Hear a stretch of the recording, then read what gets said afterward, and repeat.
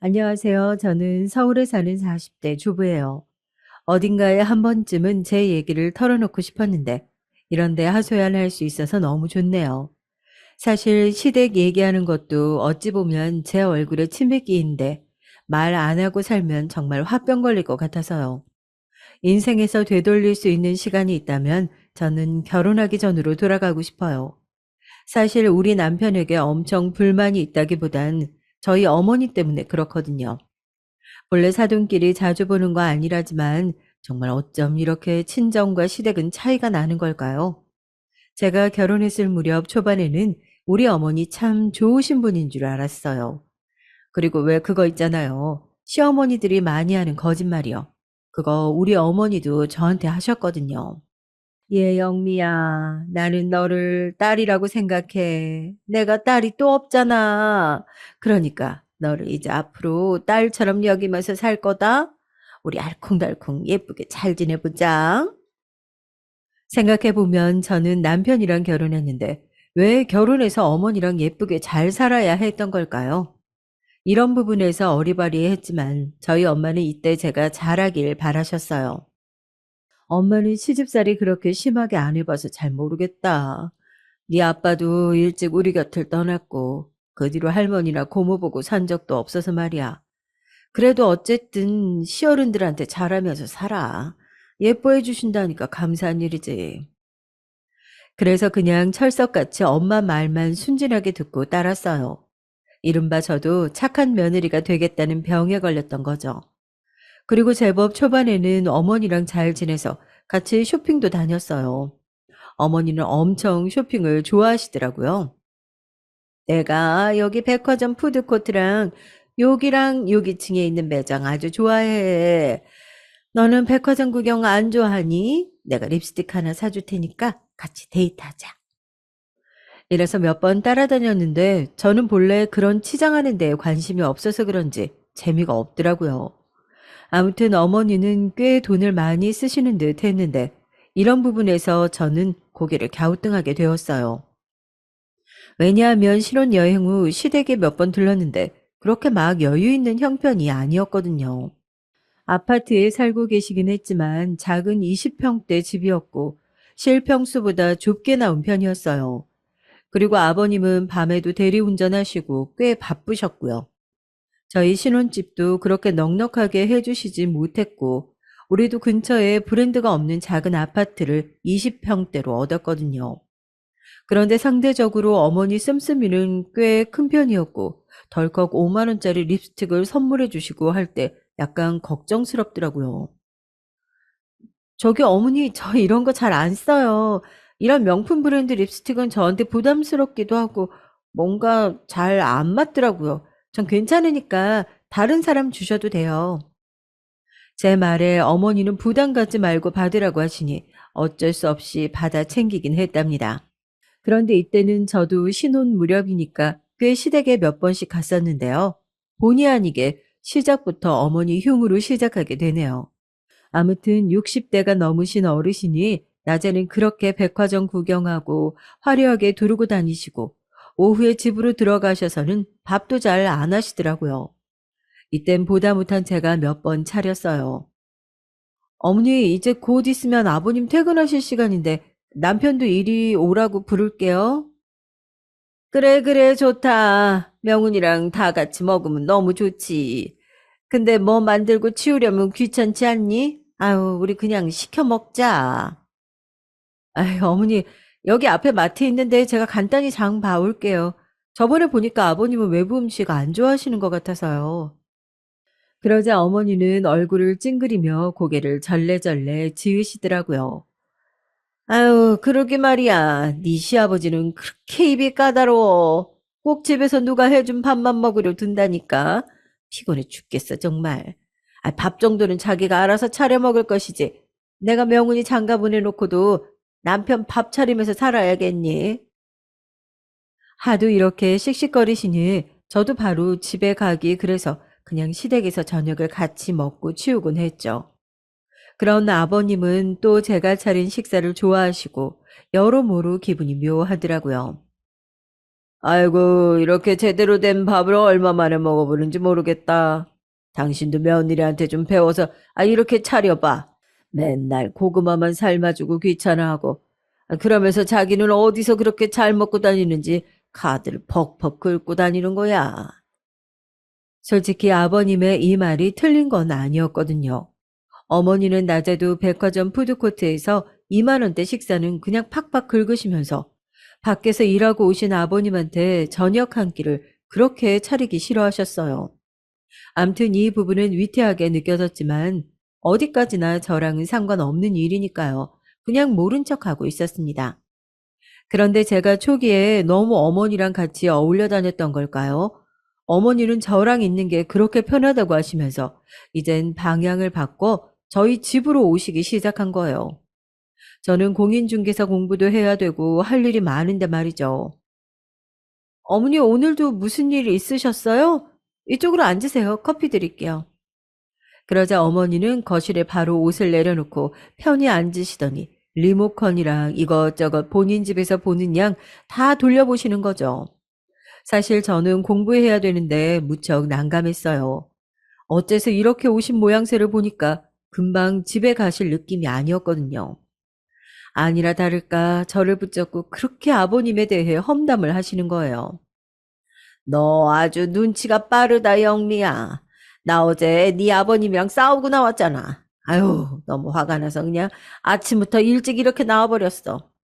근데 명훈이는 출근하고 없네. 명훈이는 아침 먹고 갔어? 네, 그럼요. 아까 찌개랑 생선해서 먹고 갔어요. 그러자 어머니는 또 얼굴을 찌푸리며 이러시는데 좀 아이러니한 거예요. 생선? 명훈이가 제육볶음을 엄청 좋아하는데 걔는 바닷가 쪽보다는 육지고기 좋아해. 다음에는 돼지고기랑 소고기 이런 거 막 볶아줘. 에휴, 손 많이 안 가고 그냥 구워주기만 하면 돼. 그럼 아주 잘 먹는다. 어머니도 참 웃기신 게 본인 아들 먹는 건 꼬치꼬치 캐물으면서 본인 남편한텐 엄청 관심이 없으시더라고요. 노인네가 다 돼가지고 입맛도 짜져서는 툭 하면 그렇게 반찬 갖고 타박을 한다. 지는 뭐 지방이 없는 돼지고기 어느 부위로 불고기를 해달라나. 아유, 다 부산스럽고 싫어. 나가서 사 먹으면 되잖아. 어? 그 근처에 5천 원짜리 백반집도 많더만. 왜 나한테 해달라는 건지 원. 내가 죽을 때까지 집 밥이나 해주려고 결혼했나? 참 이 부분에서 저도 모르게 슬그머니 아버님이 짠하게 느껴졌습니다. 하지만 이 뒷얘기에서는 저도 움찔해서 이건 아니다 싶더라고요. 나보고 이제 카드를 뺏겠다네. 자기가 줄 생활비만 주겠다는 거야. 아니, 이 나이 먹고 내가 돈 인질 잡혀가지고 눈치를 봐야겠어. 그러게, 진즉 내가 일 다닌다고 할 때는 그렇게 못하게 하더니, 이게 뭐냐고. 내가 지금 나이에 어디 가서 일하고 돈을 벌겠어. 네 아버님, 일평생 그렇게 돈 갖고 사람을 쬐어대던 사람이야. 사실 어머니의 이런 말도 본인 아들이 있을 때는 안 하시고요. 꼭 저 혼자 있을 때만 와서 그렇게 아버님 욕을 하시더라고요. 근데 들어드리다 보니 저도 너무 피곤하고 따로 만나는 친구도 없으신가 싶더라고요. 근데 내용을 듣고 있어 보면 다들 사이가 또 안 좋아요. 되게 웃긴데 한번 들어보실래요? 그 평창동 옆편네는 시집 잘 간 덕밖에 없으면서 아주 기고만장해가지고 어디 백화점 아니면 안 보려고 그런다니까. 그렇게 욕심이 넘쳐나니 뒤룩뒤룩 살만 쪄가지고 말이야. 너도 한번 생각해봐라. 응? 이 나이에 이런 몸 가진 사람이 그렇게 흔하니? 근데 그렇게 남편 벌이 갖고 눈치들을 준다니까. 그리고 어디 사는 걔는 지가 무슨 강남이라도 사는 줄 알아. 아유, 아주 웃겨 죽겠다. 제가 볼 땐 어머니를 비롯해서 다 고만고만해 보이는데 뭐가 그렇게 열이 받으시는지 모르겠어요. 아무튼 그분들이랑 빨리 화해하시지. 왜 우리 집에 와서 이러고 계신가 싶었답니다. 저도 어느 시점부터는 도저히 공부에 집중할 수가 없어서 어머니의 이런 방문을 거절했어요. 아침 8시부터 문 두드리고 들어오셔서는 밥 달라고 하시고 커피 달라고 하시고 누워서 TV 보시다가 거실에서 주무시고 점심때 나가서 밥 먹자고 그러시고 그러면서 하시는 말이 이거예요. 아참, 너 명훈이 혼자 보니까 아껴 써야 돼. 응? 돈 막 쓰고 그러면 안 된다. 내일은 집에서 해 먹자. 있는 거 가지고. 그러는 본인은 뭔데 아버님 밥 한 끼 해드리는 거 아까워서 귀찮아 하시나 싶은데 그게 중요한 게 아니었어요. 내일 또 오겠다는 말을 쓱 덧붙이신 게 너무너무 신경 쓰이는 거죠. 정말 이 무렵 때 어머니는 수시로 우리 집에 오셨고 이제 어느 무렵부턴 전화도 안 하고 오시더라고요. 그러면서 제가 집에 없다고 서운해하니까 슬슬 불편감을 느끼셨어요. 남편에게 상담했더니 저보고 거절을 하라네요. 그래? 그럼 어쩔 수 없지. 자기도 공부해야 되는데 별 수 없잖아. 어떻게 엄마를 옆에 두고 집에 누가 있는데 움직이겠어. 근데 그건 그냥 당신이 말하는 게 나을 것 같아. 내가 갑자기 끼어들어서 엄마 작작 오라고 말하는 것도 웃기잖아. 듣고 보니 그런 것 같기도 해서 저도 고민하다가 어머니께 어렵게 말씀드렸어요. 그런데 어머니는 이때 약간 발끈하시는 분위기더라고요. 새삼 엄청 놀라웠습니다. 네? 어머니 서운하시다니. 근데 제가 진짜 중요한 시험을 준비하고 있거든요.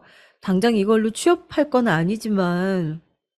이러면서 저희 향후 계획을 설명하게 되는데 이것도 좀 모양 빠지고 이상하더라고요. 왜 이런 걸 일일이 어머니를 설득시켜야 되는 걸까요? 게다가 어머니는 중간에 이상한 부분에서 저를 기분 나쁘게 하시더라고요. 내가 내 아들 집에 가는데 이런 것도 일일이 허락받고 다녀야 되는 거냐? 어머니 오세요 하면 가고 마세요 하면 가면 안 되는 거고? 아유, 너만은 내 얘기 들어주고 내 편이 돼줄 줄 알았는데 너까지 이렇게 나를 섭하게 할 줄 몰랐다. 난 너를 내 딸처럼 여겼어. 어쩜 이렇게 나를 서운하게 하냐? 이렇게 말씀을 하시는데 저도 너무 당황스러운 거예요. 제가 짬밥이 되고 사회 경험이 많았다면 이런 걸 잘 자를 수 있으려나요? 지금 제 마음 상태로는 어림도 없는 얘기지만 아무튼 이땐 쩔쩔맸었죠. 그리고 그 뒤로 어머니와 저의 관계는 나빠진 상태에서 꽤 지지부진하게 얼굴을 계속 봐야 했답니다. 다만 이전처럼 자주 오시진 않았고 주말만 오시도록 했는데요.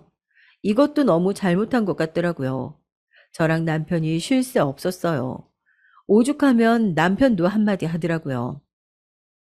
저기 엄마, 오늘은 아버지 집에 계시잖아. 같이 가봐야 되는 거 아니야? 어이구, 그 양반이야 혼자 잘만 있어. 알아서 밥도 차려 먹고 무슨 개도 아니고 지가 알아서 잘만 있겠지. 그런 거 걱정할 거 전혀 없다. 신경 안 써도 돼. 하지만 저는 이미 감정이 점점 안 좋고 지치는 가운데 주중에 살림에 공부까지 하고 주말엔 쉬고 싶었거든요. 제 표정이 어두워지는 걸 본 남편이 끝내 안 되겠어서 말을 하더군요. 저기 엄마, 영미 중개사 공부하잖아. 얘도 되게 바빠. 엄마도 나 장가 보내놨으면 이제 아버지랑 시간 좀 보내야지. 나도 영미랑 시간을 보내야 아기를 가지든 말든 할 거 아니야. 근데 말이에요. 와, 이 일이 이렇게 퍼질 일인가요? 저는 암만 생각해도 이해가 안 되는데 참견 좀 해 주셨으면 좋겠어요.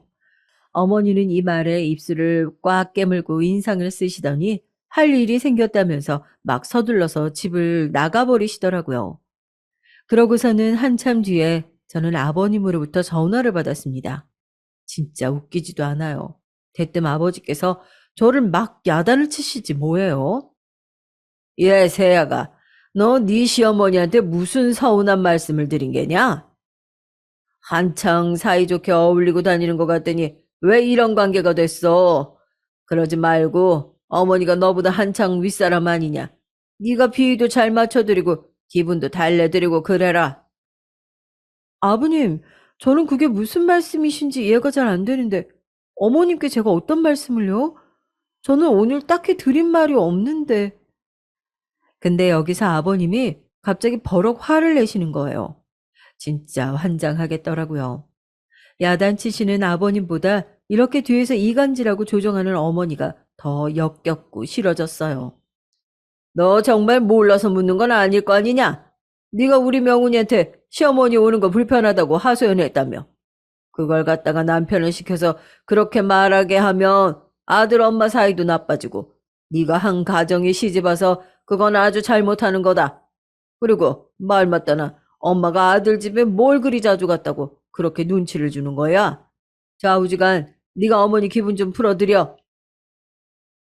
저는 이 전화를 끊고 어이가 없어서 남편에게 말했고 남편도 듣고 머리를 마구 헝클더니 엄청 스트레스를 받더라고요. 그래서 본인이 해결할 줄 알았더니 이건 왜 또 저한테 떠넘기는 거냐고요. 별 수 없어. 이건 그냥 영미 네가 엄마 풀어주는 수밖에 없다. 내가 여기서 또 나서면 일 더 커진다니까. 거봐. 엄마 울고불고 난리 났지? 엄마 아버지가 아무리 투닥거려도 엄마가 저렇게 작정하고 아버지한테 일러 바치고 하면 뭐라고 못해. 이번에도 그냥 영민 네가 딱 죽은 셈 치고 엄마한테 맞춰줘. 내가 왜 그래야 되는데. 자기는 우리 엄마한테 내가 이런 일로 사과하러 가면 할 거야? 그리고 도통 내가 잘못한 게 뭔지를 모르겠어. 앞으로 어머님 더 자주 드나드실 텐데 그럴 때마다 내가 참고 대접하라고? 저는 끝내 어머니에게 연락하지 않았고 남편도 한숨 푹푹 쉬어대다가 결국 포기하더라고요. 그리고 꽤 냉전 상태가 있던 와중 저는 얼마 안 가 임신을 했다는 걸 알게 되었어요. 그런데 어머니는 갑자기 전화가 오셔서는 마치 그런 일은 전혀 없었던 사람처럼 말씀을 하시는 거 있죠. 진짜 푼수 중에 상푼수 같아요. 아이고, 잘 됐다. 있잖아. 나는 아들이고 딸이고 그런 거 전혀 안 가리는 사람인 거 알지? 나는 그런 거 차별하는 시어머니가 아니다. 그런 건 다 늑다리들이지. 그나저나, 너무 잘 됐다. 요즘 그렇게들 태교 여행으로 동남아니 어디니 간다더라고. 우리 미리 비행기 티켓이라도 끊어놓자. 아니 세상에. 애초에 태교 여행 같은 거 갈 생각도 없었지만 누가 그런 걸 시어머니랑 같이 가나요? 어머니는 아주 당연하게 아버님은 빼놓고 본인만 따라갈 생각을 하시더라고요.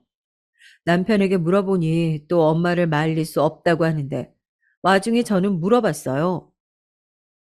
그럼 하나 물어보자. 이거 비용은 누가 대주는 거야? 우리 지금 그럴 여유 없는 거 알지? 당신이랑 나도 겨우 갈까 말까야. 난 사실 강원도 어디 1박으로 가도 상관없고 안 가도 문제 없어. 비용 우리 보고 내라고 하시는 거면 나 못 간다고 할래. 그런데 남편이 의외의 말을 하더라고요. 한편으론 어머니가 정말 너무 철없어 보였어요. 이거는 아버지가 되시는 거래. 손주건 손녀건 아무튼 경사니까 축하해주는 의미로 말이야. 다른 건 몰라도 비행기랑 호텔 값은 내주신다고 하더라고. 세상에. 그럼 아버님은 안 가시고? 어, 아버지까지 가긴 좀 부담스러우니까 돈도 그렇고. 근데 저는 생각할수록 이해가 안 됐어요. 제가 임신을 한 게 왜 시댁이랑만 축하할 일인지. 저는 홀로 저를 키우는 친정엄마도 생각났어요. 저 한창 초기 입덧할 때도 엄마가 퇴근길에 와서 챙겨주곤 했는데 왜 아무런 덕도 안 끼친 어머니가 여기 끼시는 걸까요? 그런데 친정엄마는 신경 쓰지 말고 자꾸 그냥 다녀오라고 하는 거예요. 너는 내가 시집살이 안 해봐서 모른다고 하지만 뭐 그 말이 맞을지도 모르지. 아무튼 그래도 어른들이 축하해주자고 좋은 마음으로 그러는 거니까 그냥 받아들여. 거기다 감사하게 또 내주신다잖니. 한두 푼도 아닌데 며느리 그렇게 챙겨주기 힘들지. 너도 그 김에 좋은 시간 갖고 와. 엄마, 내가 말했잖아. 그 자리에 우리 어머니도 따라간다니까? 어머니 벌써부터 거기 가서 마사지 받고 수영하고 뭐 먹으러 다닐 궁리만 하고 계셔. 누구네 집에 갔다 왔다고 나보고 일정도 짜래. 임산부 며느리한테 이렇게 하나하나 다 받으려고 하는 게 말이 돼? 엄마도 여기서는 좀 난감했는지 더 말을 얹지 않으셨지만 하여간 저는 이 여행에 불만이 아주 많았어요. 그리고 이때 아버님까지 결국 제가 우겨서 모시고 갔답니다. 어머니는 죽어도 싫다는 거 제가 살아야겠어서 모시고 가자고 남편에게 우겼어요. 아버님이 비용을 저렇게 힘들게 일해서 다 대주시는데 왜 아버님을 빼놓고 가? 그리고 아버님이 계셔야 어머니도 붙어서 의지할 사람이 있고 같이 다닐 사람이 있지. 내가 아무리 안정기라고 하지만 가서 나도 내 몸 컨디션 어찌 될지 몰라. 그때마다 어머니한테 끌려다니고 어머니가 아들 아들 하면서 당신 데려가면 난 어떡해. 모두가 행복하려면 그리고 아버님을 위해서도 아버님 가셔야 돼. 이래서 아버님까지 다 같이 가게 됐고요. 결과는 멸망 그 자체였습니다. 이후로 우리는 두 번 다시 해외로 떠나는 가족여행, 아니 시댁 가족여행 자체는 설계를 하지 않게 되었답니다. 왜냐하면 가서 어머니랑 아버님은 사사건건 계속 다투셨고 우리에게 하소연하시고 아버님은 혼자 남아 짠해지고 이런 일들의 연속이었거든요. 한 가지 저도 얻은 게 있다면 그나마 아버님이랑은 말이 통한다는 거예요. 아버님은 초반에도 본인 부인 말만 듣고 저한테 뭐라 뭐라 하셨는데 이때 여행 가시고 저를 다시 보셨거든요. 좌우지간 며느리 네가 고생이 많구나. 네 시어머니가 보통 까탈스럽고 사치스러운 게 아니야. 사실 여행도 그렇게 가야 된다고 젊은 날 자기 고생했다고 질질 짜면서 명훈이네 부부랑 여행 가고 싶다고 하니까 내가 대준 것뿐이다. 여기 나보고 같이 오자고 말해준 것도 우리 며느리고 저 사람은 여기 와서도 저렇게 나한테 불만이 많으니 원.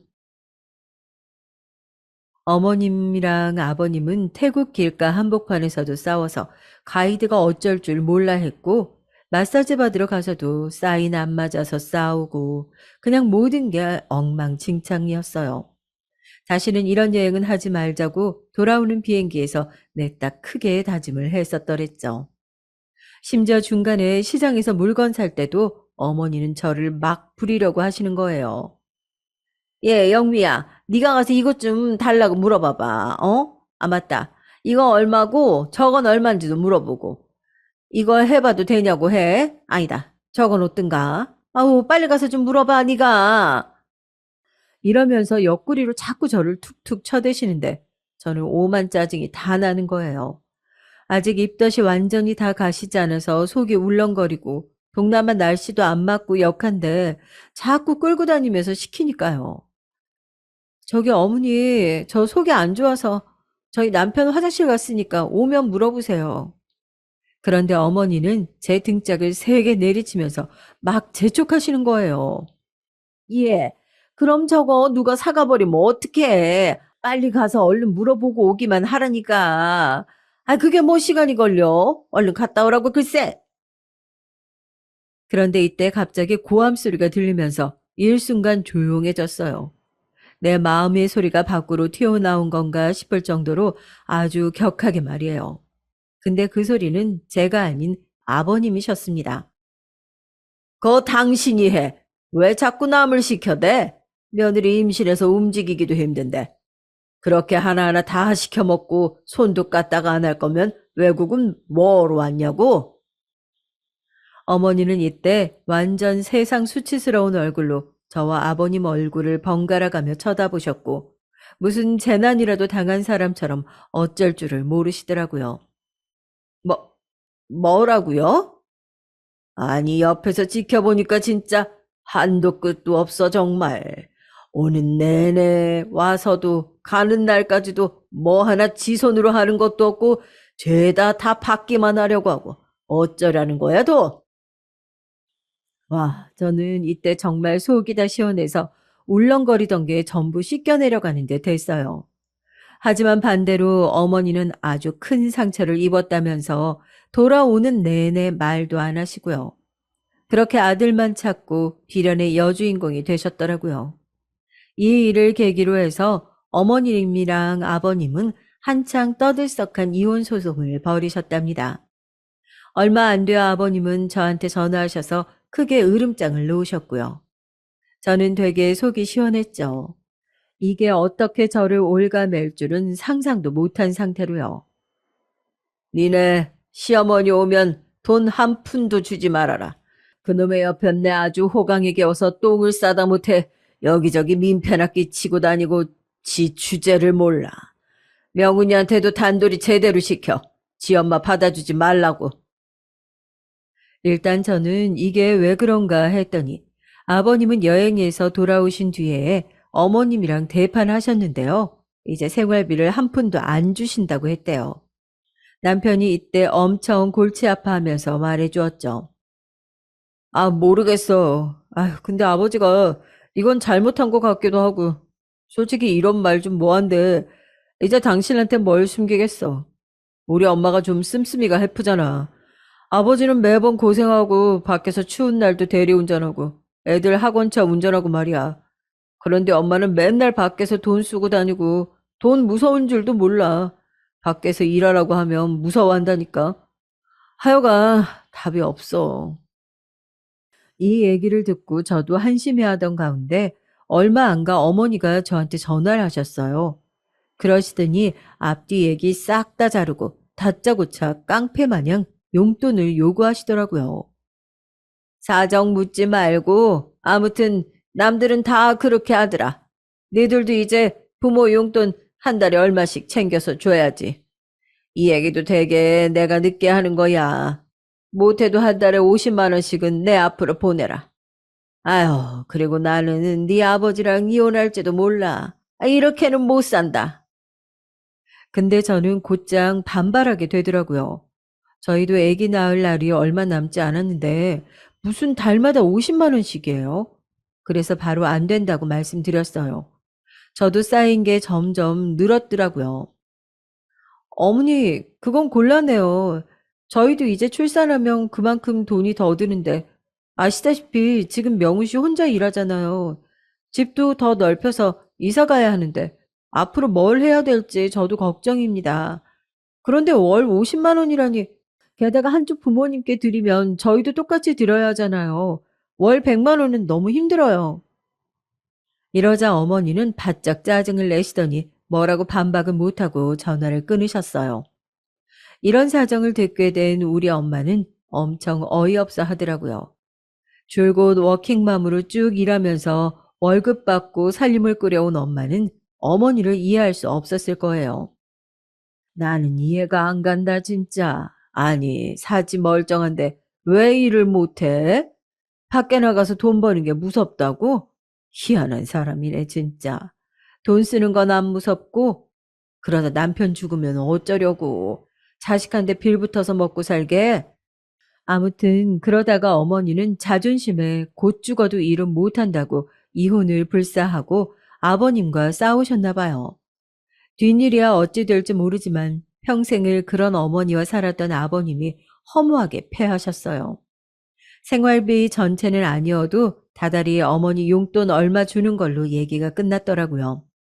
그리고 저는 출산 시기가 되어 예쁜 딸을 낳았고요.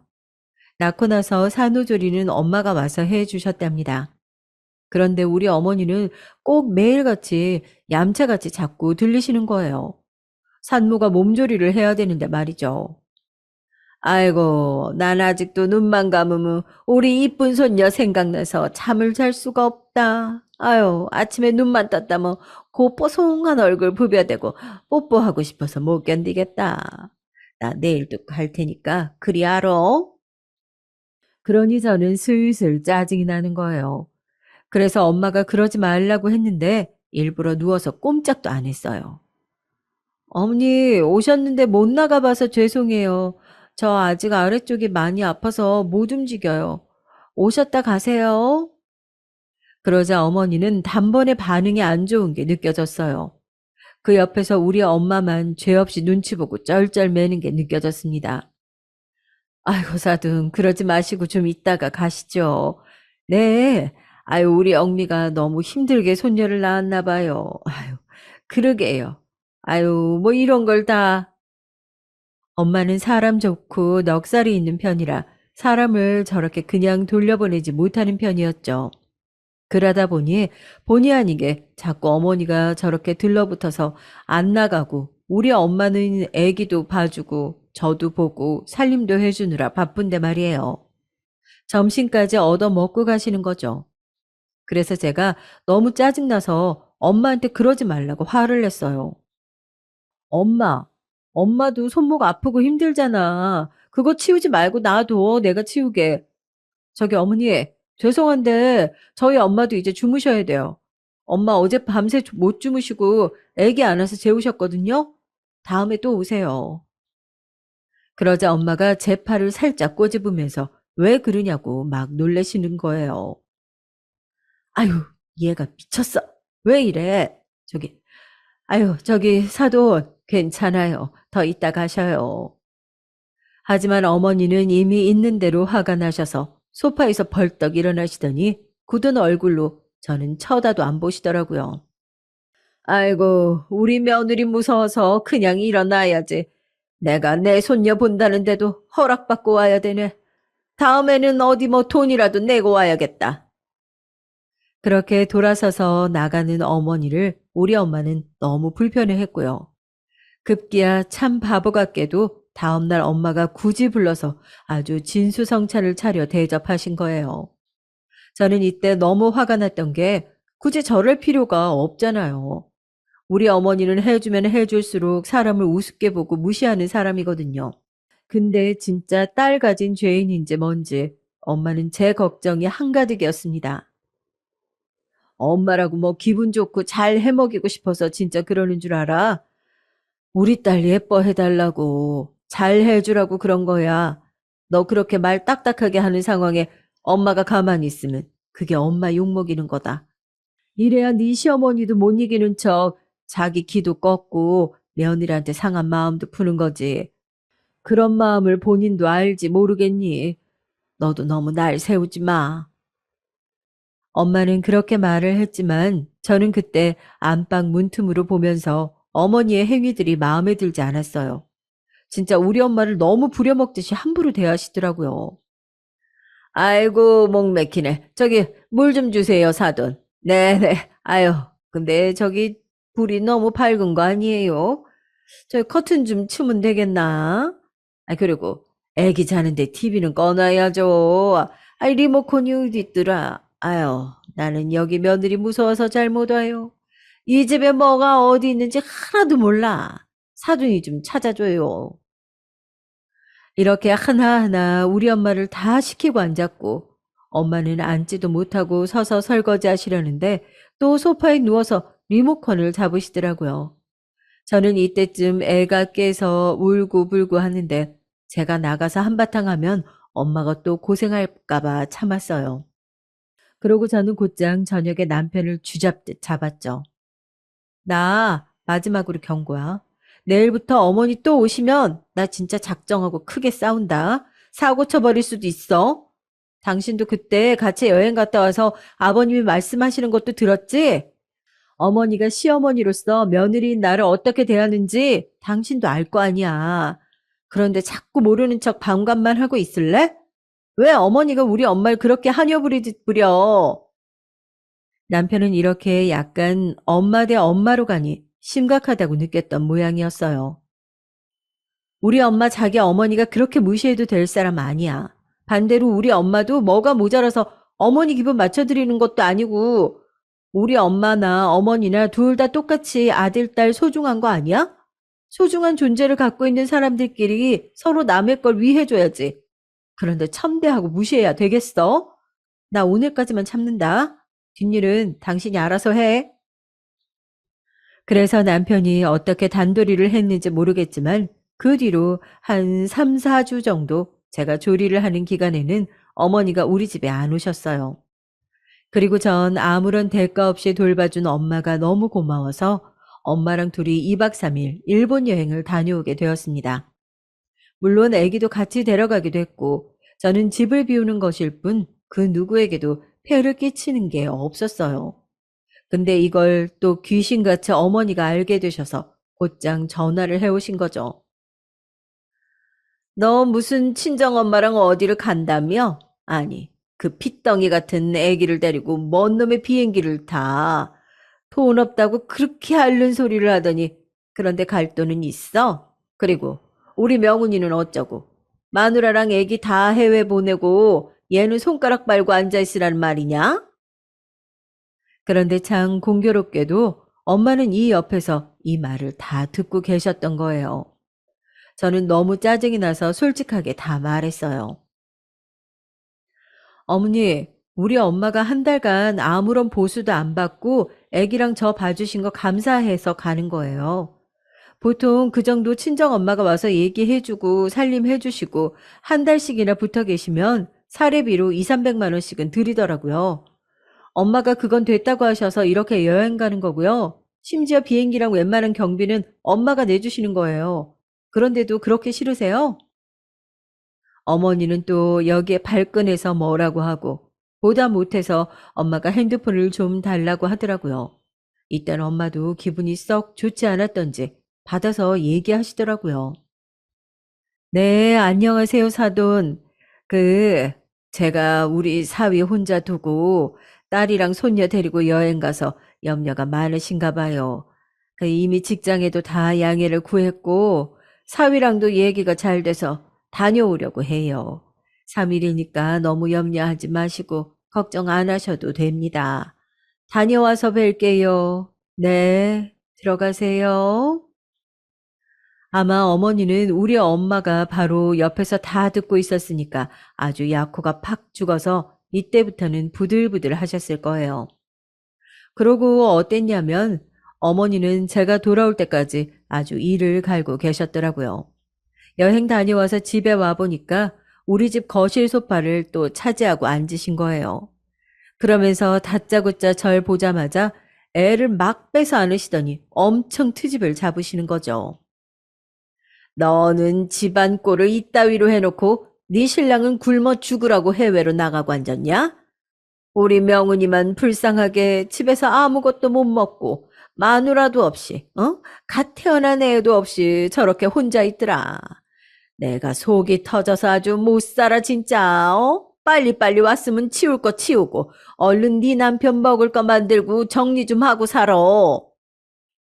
와, 돌아오자마자 이게 무슨 난장판인지 모르겠더라고요. 이때 날 잡고 어머니랑 싸울까도 생각해봤지만 기껏 3대 모녀가 떠나 즐거웠던 여행의 끝을 망치고 싶지 않았습니다. 남편은 저랑 어머니가 이렇게 대치 중인데도 들여다보지도 않고 나와서 진짜 이런 말을 하고 앉았더라고요. 왔어? 나 집에 먹을 게 하나도 없더라. 카레랑 찌개만 잔뜩 해두고 가서 먹다 질렸어.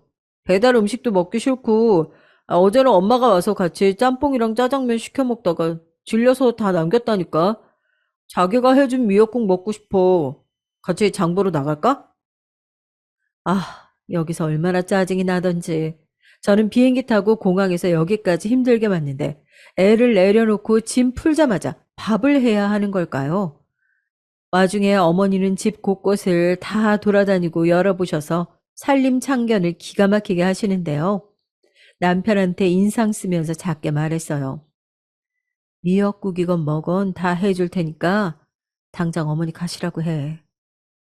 그러자 남편은 또 표정이 어두워지는 거죠. 왜 그러냐고 막 짜증을 내려고 하더라고요. 내가 짜증 안 나게 생겼어? 그래, 나 놀러 갔다 왔다.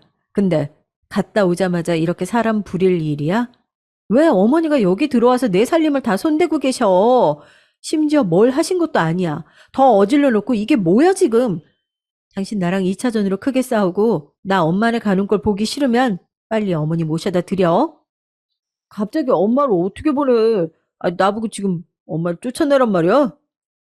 그건 당신 머리로 생각해야지. 당신 엄마잖아. 나 우리 엄마 조리기간 말고 따로 집에 데려온 적 없어. 그리고 우리 엄마는 오면 하나라도 더 해주려고 빈손으로 온 적이 없지. 이렇게 들이닥쳐서 사위 부려먹으려고 눈을 부라리고 있던 적도 없단 말이야. 이렇게 둘이 그 좁은 베란다에서 무섭게 대치했고 결국 남편은 어찌어찌 핑계를 대며 자기 엄마를 집으로 모셔다 드렸답니다. 그러니 저랑 어머니와의 사이는 아주 파국에 치달을 수밖에요. 남편은 그간은 어중간하게 중립을 지키는 척 하더니 갈수록 지 엄마 쪽으로 기울더라고요. 애 태어나고 나니까 이게 더 선명해져 가는 것 같았어요. 처음에는 마냥 고분고분 어머니 뜻에 다 맞춰드렸던 저도 갈수록 이렇게 전투적인 며느리가 된 건 다 어머니 때문이라고 생각해요. 그렇지 않은가요? 제가 못 참고 다 터뜨리는 성격이기도 하지만 저는 사람들 하는 방식에 따라 달라요. 단지 우리 엄마만이 저를 걱정해서 제발 그러지 말아달라고 말리실 뿐이었고요. 그러지 마. 너 자꾸 어른한테 대들어서 그렇게 대치하면 엄마 마음이 안 편해. 네가 문제없이 살아야지 엄마도 걱정을 안 하지. 그런데 이게 사실 터질 게 터졌다고 생각은 드는데요. 우리 엄마마저 못 견디고 터지게 된 날이 오게 됐습니다. 우리 엄마도 어머니에게 감정이 안 좋았고, 어머니는 본인 주제도 모르고 우리 엄마를 아주 아래로 내려다보고 손톱을 드세우고 있었어요. 이날은 제가 엄마 외투 하나 사드리고 싶어서 백화점에 모시고 갔었거든요. 사실 어머니가 자주 출몰하는 지점이라 저도 안 가고 싶었는데 엄마가 이날 회사에서 잠깐 나와가지고 들리기엔 여기가 거리상 딱 맞았어요. 아무튼 멋 하나 부릴 줄 모르는 우리 엄마는 곧 중요한 행사도 있고 사람들이랑 사진도 많이 찍을 일이 있다고 해서 저도 센스나 이런 게 없으니 백화점에 간 거였거든요. 아, 그래도 엄마, 돈으로 안 되는 게 어딨어. 가면 적당히 직원들이 소재 좋고 디자인 괜찮은 걸로 잘 골라주겠지. 내가 그간 엄마 칠순용으로 적금 든 거 있는데 그거 조금 깨서 봐줄 테니까 걱정 말고 얻어 입으셔요. 그러면서 저도 눈대중으로 지켜보던 매장에 들어갔는데요. 직원이랑 옷을 맞춰서 보고 있던 중 뭔가 낯익은 이목구비가 눈에 들어왔어요. 설마 설마 했는데 어머니신 거예요. 그것도 혼자가 아니라 그 또래 할머니들 두어 명이랑 같이 들어오셨는데요. 저도 순간 놀래서 이때는 그만 아주 차분하게 인사를 했더랬죠. 어머니 안녕하세요. 저기 엄마 우리 어머니 오셨어 여기. 그러자 엄마도 순간 놀래서 몸을 휙 돌렸고 외투를 걸쳐보다 말고 어머니께 인사를 했답니다. 그런데 어머니는 그 말에는 대꾸도 안 하고 되게 거만한 눈으로 막 흘겨뜨면서 저랑 엄마를 위아래로 훑어보는 거예요. 누가 봐도 이건 위아래로 쓱 훑는 게 절대로 맞았거든요. 대충 봐도 절대로 착각이라고 할 수 없는 아주 심각한 눈초리였답니다. 그러면서 저와 엄마의 인사는 대답도 안 했으면서 본인 친구들을 툭툭 치더니 이러시는 거예요. 아, 우리 며느리랑 사돈이야. 내가 전에 말했지? 여기 부근에 산다고. 아, 여기서 어떻게 만났네. 그러면서 저랑 엄마는 뭐 어떤 식으로 대꾸를 하라는 건지 저렇게 겉돌게 인사를 하시더라고요. 그래서 저도 기분이 좀 나빠지면서 입술을 깨물었고 그냥 얼른 사서 나가려고 했어요. 그런데 대뜸 어머니가 우리 엄마한테 이렇게 말을 거시는 거예요. 저 이때 이 말 듣고 귀를 의심했잖아요. 어쩌다 이런 데서 뵙네요. 여기는 뭐하러 오신 거예요? 사돈 이런 데 오시는 분 아니잖아요.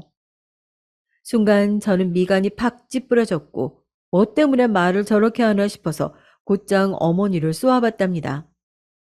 뭐 사러 오셨어요? 아이고, 좋으시겠다. 딸이 돈이 많아가지고 여기서 엄마 옷도 척척 사주네. 대충 시장에서 해결하면 될 거를 친정엄마라고 남편 돈 팍팍 써가면서 해주는 거 봐.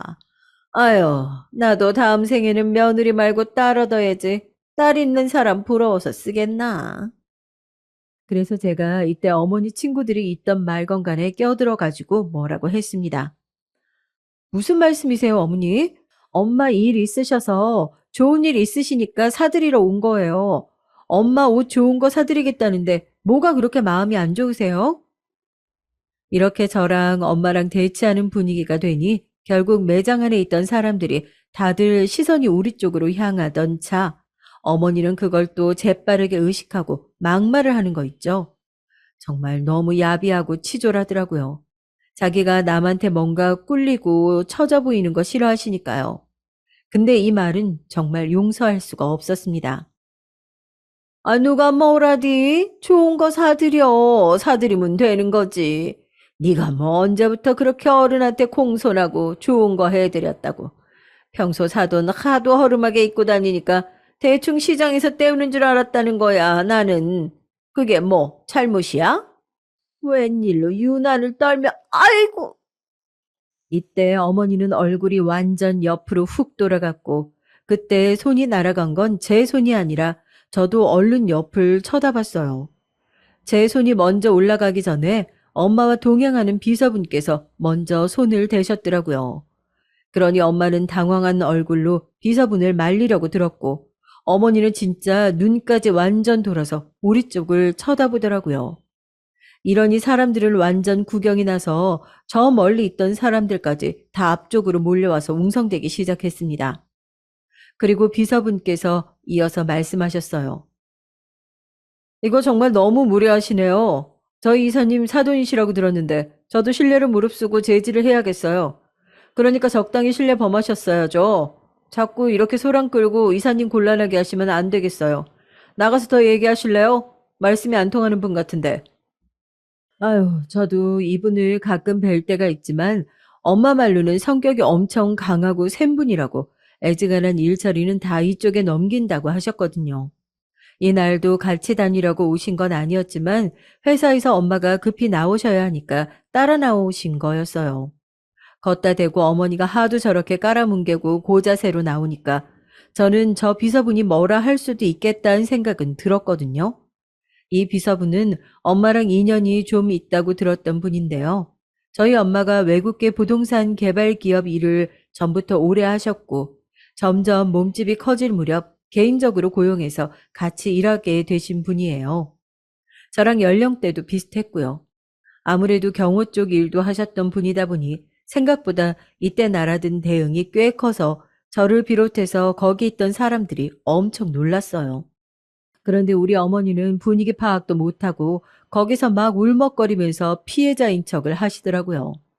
아마 같이 온 일행들이며 평소 드나들던 매장 직원이며 지나가며 구경하는 사람들 보기에도 창피하니 그랬던 거겠죠. 세상에, 아니, 이 사람이, 이 여자가 나를 때렸어요. 이봐요, 사돈. 뭐예요, 지금? 뭐 하자는 거예요? 여기서 저도 나서서 뭐라 하려는데 다시 비서분이 껴들어서 말을 하더라고요. 앞만 봐도 이제 제가 할 건 아무것도 없어 보였습니다. 저희 이사님한테 말 함부로 하실 땐 언제고 도통 제지가 안 돼서 한번 손 날아간 것 같고 되게 말씀 많으시네요. 엄연히 업무 관련해서 움직이던 중에 선 넘으신 걸로 간주하고 손해를 물어도 될까요? 일 더 크게 만들고 싶지 않으신 것 같은데 원하시면 그렇게 해드릴까요? 조곤조곤 얼굴 바로 앞에 대고 무섭게 말하는 비서분의 모습에 어머니는 한 대 더 얻어맞을까봐 그랬는지 어쩐지 몰라도 정말 제가 여지껏 봤던 일에 가장 긴장하고 놀란 모습이었어요. 늘 자기한테 깨갱하고 결국 져주는 아버님, 그리고 자기 맘대로 할 수 있다고 징징대면 다 들어주는 아들. 그 사이에서 맘대로 안 되는 제가 들어오니 아주 강하게 대립을 했던 거죠.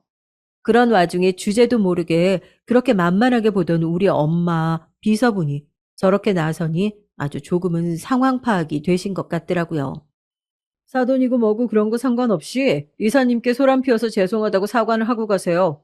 그냥 가시면 안 되죠. 이 연세에. 그런 매너 하나 안 갖추고 말만 싸지르시면 다인가요? 그러자 어머니는 마지막 남은 자존심인지 몰라도 억지로 웃으면서 어떻게든 여길 빠져나가려고 하시더군요.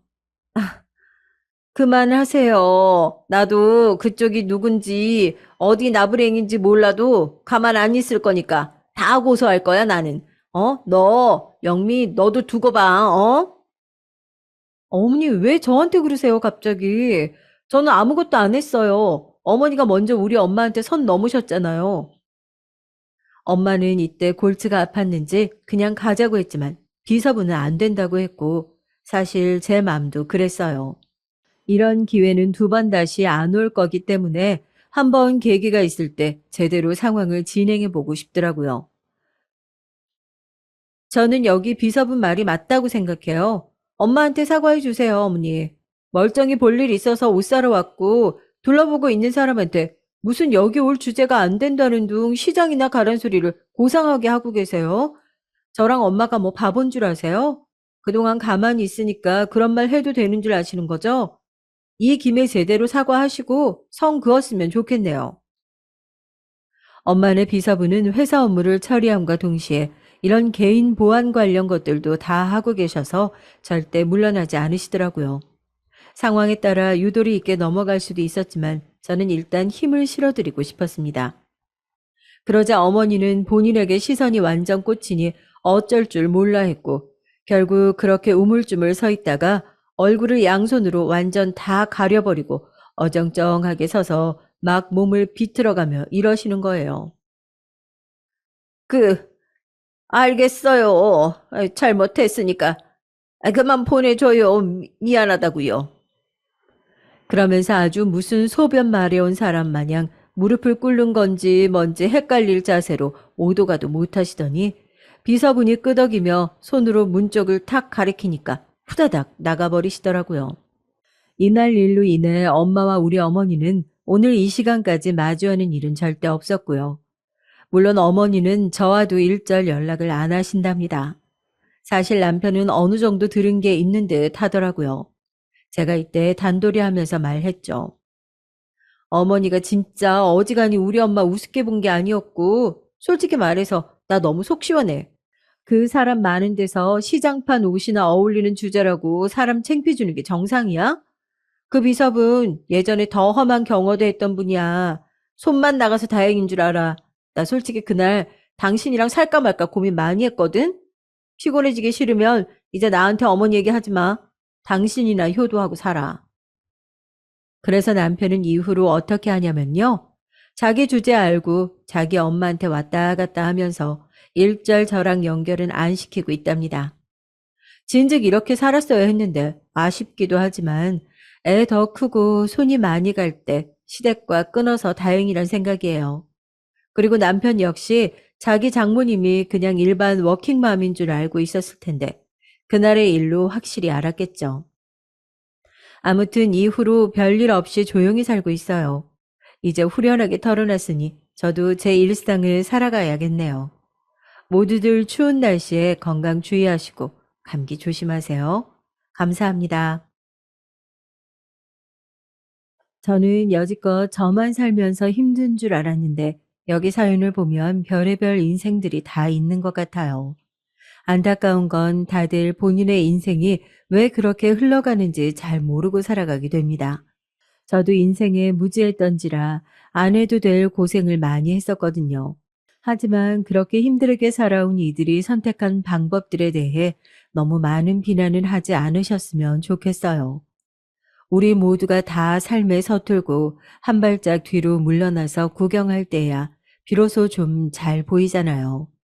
물론 잘 살고 계신 분들은 답답하게 느껴질 수도 있겠지만 말이에요. 제 얘기를 해보려고 합니다. 저는 결혼하고 5년 차가 되도록 아이가 생기지 않아서 아주 크게 마음고생을 했었어요. 그쯤 되니 남편도 좀 느슨해지면서 저랑 똑같은 생각으로 아이를 원하지는 않더라고요. 솔직히 우리 할 만큼 했잖아. 어떻게 이것보다 더 해? 그냥 이쯤에서 포기할 건 하고 둘이서 잘 살면 되지. 나 더 이상 병원 쫓아다니고 그런 거 하기 싫어. 자존심도 상하고. 애기 없이 살 수도 있는 거지. 꼭 그렇게 번식을 해야 되냐? 그것 때문에 맨날 가서 죄인처럼 검사받고 눈치 봐야겠냐고. 남편 말이 틀린 말은 아니고 저도 비슷하게 느낀 부분들이 많기는 했었어요. 하지만 글쎄요. 저는 그렇게 간단하게 포기하고 싶지가 않더라고요. 주변에 누가 아기를 낳으니 따라 낳고 싶다. 그런 별거 아닌 얘기가 절대 아니었거든요. 예전부터 사랑하는 사람의 아이를 낳아서 예쁘게 키우고 싶다는 생각이 아주 컸었어요. 제가 결혼하기 전 직업도 유치원 교사였고 애들을 엄청 예뻐했었습니다. 그렇게 얘기하지 마. 어디 보니까 주변에서 결혼 5년 차는 이제 불임이나 난임으로 취급하지도 않는데 그것보다 훨씬 더 심하고 길게 이 시기를 버티는 사람들도 있다고. 나라고 좋아서 무작정 애를 갖자는 건 아니야. 정말 나이가 많고 뭔가 장벽이 있으면 포기하겠지만 의사 선생님이 그러셨잖아. 포기할 시기는 아니라고. 저는 정말이지 동아줄 잡고 매달리듯이 아주 간절할 때였거든요. 그냥 쉽게 넘기고 싶지 않았어요.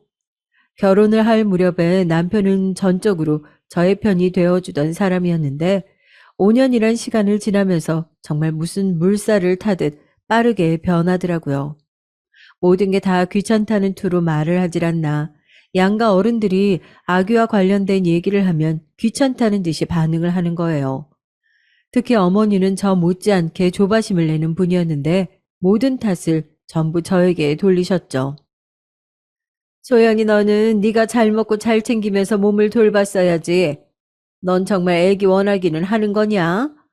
우리 친구는 문제 없다잖아. 병원도 그렇게 가보고 검사도 했다면서. 의사가 알아서 남자 편 들 정도로 빼도 박도가 안 하고 여자 문제라는 거 아니야. 아, 그럼 뭐 대책을 세워야 할 거 아니니? 아유, 답답해. 주변에 손주 없는 거 나밖에 없다. 니네 뭘 제대로 알긴 아냐, 응? 그러면서 은근히 우리 부부 모두에게 말하는 척 하면서 내용을 들어보면 결국 정말 조금도 빠짐없이 제 탓만 하고 계시더라고요. 그걸 귤 까먹으면서 듣고 있던 남편이 오죽하겠나요. 자기 엄마 치마폭에 쌓여서 이제 결혼 6년 차를 바라보는 시점에서 아무것도 안 하겠다는 선언을 하더라고요. 그 모습에 속이 터지는 건 전데 그걸 또 어머니는 제 탓을 하시더군요. 아, 몰라, 엄마. 나 이제 애기 안 가질래. 아, 그만할래. 산부인과 자꾸 다니는 것도 짜증나고. 아, 정 뭐 필요하면 정자은행인가 거기서 알아서 해결하면 되지 않나? 아, 요즘 TV 보니까 연예인들이 많이들 그러고 살던데.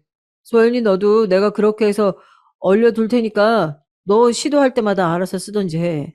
나는 이제 더 이상 같이 왔다 갔다 하기 싫어. 아, 너무 귀찮아. 솔직히 이 말을 들었던 게 집이었으면 욕이 난무하고 엄청나게 남편에게 따졌을 텐데 하필이면 시댁이라서 그럴 수도 없었어요. 삶은 문어처럼 얼굴이 벌개져 가지고 뭐라 답하기도 힘들더라고요. 어머니는 그 말을 듣자마자 저를 아주 밉살스럽게 쳐다보시는데 왜 이 화살이 저한테 와야 되는지 알 수 없었습니다. 아휴, 그러게 뭘 5년씩이나 이렇게 끌고 있어. 5개월 안에 성공했어야지. 그 사이 여자는 나이 들고 늙고 난자도 늙었으니 뭐 도통 좋은 씨가 들어올 리가 있냐. 우리 친구 씨가 얼마나 좋은 걸 텐데 그걸 제대로 활용도 못하고 아유 이게 뭐냐고. 그러면서 어머니는 제 앞에서 하면 안 될 소리를 서슴없이 하더라고요. 여기서는 남편도 좀 눈치가 보였던지 누워서 귤 까먹다가 벌떡 일어나서 자기 엄마를 말리더라고요. 그러게 너 쫓아다니던 그 영주 있잖아. 걔랑 결혼하면 좀 좋았겠냐고. 걔는 아주 너한테 안달이 나가지고 애기부터 갖겠다고 그렇게 난리법석을 부렸는데 말이다. 그랬으면 내가 아주 혼수로 그냥 손주부터 떡두꺼비처럼 쑥 선물로 받았을 텐데. 어쩌다가 선택을 잘못해가지고 이런 고생을 하는지 몰라 정말. 과일 깎던 저는 순간적으로 굳어서 어머니를 쳐다봤고 남편은 당황해서 본인의 엄마를 마구 말리더군요. 아, 진짜 엄마 뭐 쓸데없는 소리를 해. 안 해도 될 얘기로 갖다가 진짜. 아, 엄마 우리 간다. 일어날게. 그런데도 어머니는 본인이 뭘 잘못했는지 모르고 그냥 무식하게 쭉 말씀하시는 거예요. 아니, 어딜 가? 차고 가. 온 지 얼마나 됐다고 궁둥이를 떼고 간다고 법석이야. 예소연아, 가서 국 좀 봐라. 저거 오래 끓여서 빨리 꺼야 돼. 아무렇지 않게 저한테 계속 주방 일을 떠넘기시고 시키면서 어떻게 못 부려먹어서 안달이시더라고요. 하지만 이날은 날이 날이었고 어머니가 보통 실언을 하신 게 아니다 보니 제 분노는 가라앉지 않았습니다. 굳은 얼굴로 서 있는 제 모습을 본 남편은 아무래도 이거 잘못 걸렸다 싶었던 거죠. 엄마, 다음에 먹을게. 괜찮아, 우리 집에 먹을 거 많아. 우리 간다. 그러면서 서둘러 짐을 챙겨가지고 시댁 현관을 나섰고 아들이 저렇게 차키를 들고 사라지니 어머니도 뭐 별 수 없었나 봐요. 아니, 집에 꿀 발라뒀어? 왜 집에 간다는 거야? 아유, 하여간 소연이 네가 친구 좀 잘 챙겨라. 쟤 저렇게 뒤룩뒤룩 살만 쪄가지고 어떡하니? 네가 단 거나 소세지랑 고기 같은 건 너무 못 먹게 해. 니네 아버님도 혈압 높고 해서 지금 저렇게 고생하잖아. 친구까지 고혈압 되는 꼴은 내가 진짜 못 봐. 이 말을 들으니 어찌나 화딱지가 나던지 평소 같으면 돌덩이를 삼키듯 참는데 저도 그만 빵 터져서 어머니한테 대들어 버렸어요. 어머니는 꼴 같지 않게 대든다고 생각하셨는지 저를 향한 분노를 주체 못하시더라고요. 어머니, 진구 씨 살찐 거 왜 제가 책임져야 돼요? 어머니랑 살 때도 말 안 들었던 아들인데 어머니 곁에 떠나서 말 듣겠냐고요.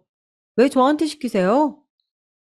사실 이보다 하고 싶은 말은 훨씬 더 많았는데 너무 어이가 없어서 그런지 어버버버 말이 이상하게 쏟아져 나왔습니다. 그리고 사실상 결혼하고 5년이 넘도록 어머니한테 이렇게 대들어 본 적도 없었거든요. 뭐야? 아이고, 얘 소리 지르는 거 보게. 너 지금 나한테 눈 희번덕 뜨고 달려드는 거니?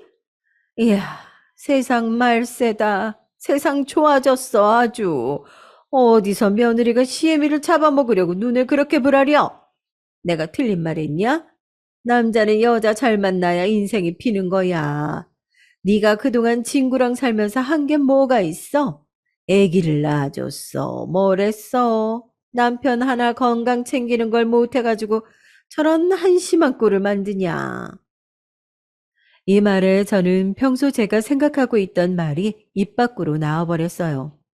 사실 저도 화가 많이 나긴 했지만 말꼬리를 잡는 식으로 이어지는 건 참았어야 했는데 말이죠. 이런 건 좀 후회되더라고요. 괜히 남편과의 관계에 더 불을 지른 느낌이 되어버려서 이후로 우리는 꽤나 냉전을 갖게 됐습니다. 남편 건강을 제가 왜 챙겨요? 어머니 아들은 제 건강 안 챙겨줘요. 제가 맨날 난임으로 고생하고 치료받으러 다니는 거 알면서 그 흔한 차 한 번 태워준 적이 없어요. 저는 당연히 남편한테 아무런 취급을 당해도 괜찮은 건가요? 그리고 남편 건강 못 챙기는 게 여자 탓이면 아버님 아프신 것도 어머님 탓인가요? 진짜 아무리 생각해도 저 마지막 말은 안 했어야 맞는 건데 괜히 열받아서 저 말까지 폭탄처럼 터뜨렸다가 나중에 본전도 못 찾게 된 겁니다. 차에 타 있는 동안 아무리 기다려도 제가 오질 않고 와서 보니 자기 엄마랑 고성을 지르면서 싸우고 있는 저를 남편이 본 거예요. 그리고 하필 제가 최악의 타이밍으로 이런 말을 하고 있는 것을 듣고서는 제대로 성질이 났더라고요. 돌아오는 차 안에서 아주 사납게 씩씩거렸습니다. 야, 소연이 너 우리 엄마한테 어떻게 말을 그따위로 하냐? 너 내가 장모님한테 그런 식으로 소리 지르고 대든 적 있어? 내가 지금 당장 장모님한테 쫓아가서 그딴 식으로 굴어볼까?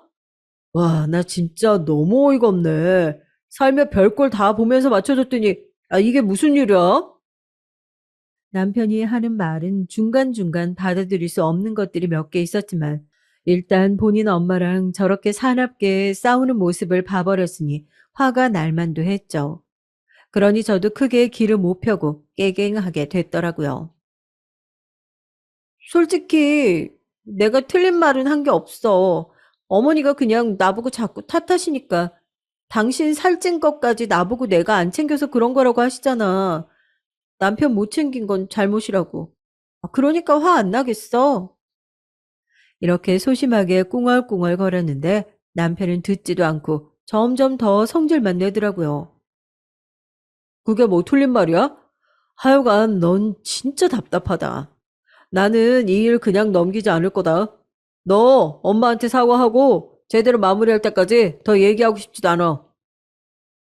이렇게 세게 망치를 땅땅 두드리며 자기의 다짐을 공표하더니 진짜로 그 뒤에 저랑 대화를 안 하는 거예요. 저기 아침 먹을 거야? 나 이제 밥 차릴 건데 대답 좀 해봐. 제가 이렇게 말을 해도 옆에 제가 있는 둥 마는 둥 하는 건지 바로 냉장고를 훅 열어버렸고 거기서 빵이며 초코 우유며 이런 것들만 후루룩 꺼내다가 개걸스럽게 먹더라고요. 제가 준비해둔 반찬이라든지 찌개 같은 것들도 냉장고 안에 있었는데 뻔히 보이는데도 손을 안 대더라고요.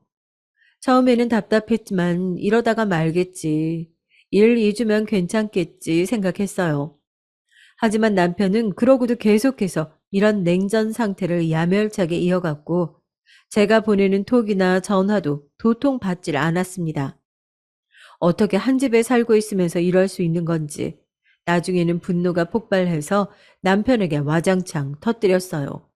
그랬더니 돌아오는 말이 아주 웃기지도 않는 거예요.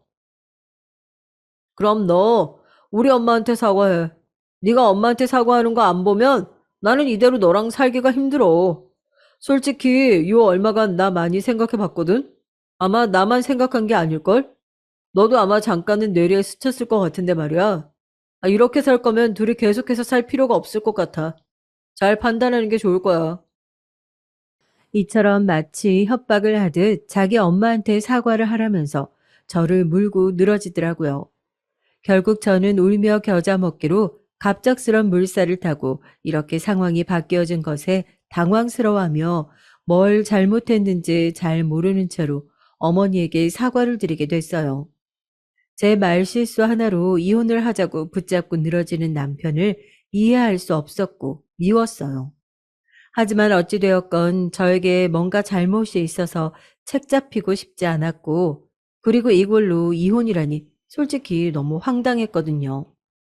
결혼한 지 좀 된 친구에게 이런 부분을 상담했더니 친구는 대강 들어보더니 순간 아주 절망적인, 너무 극단적인 얘기를 하는 거예요.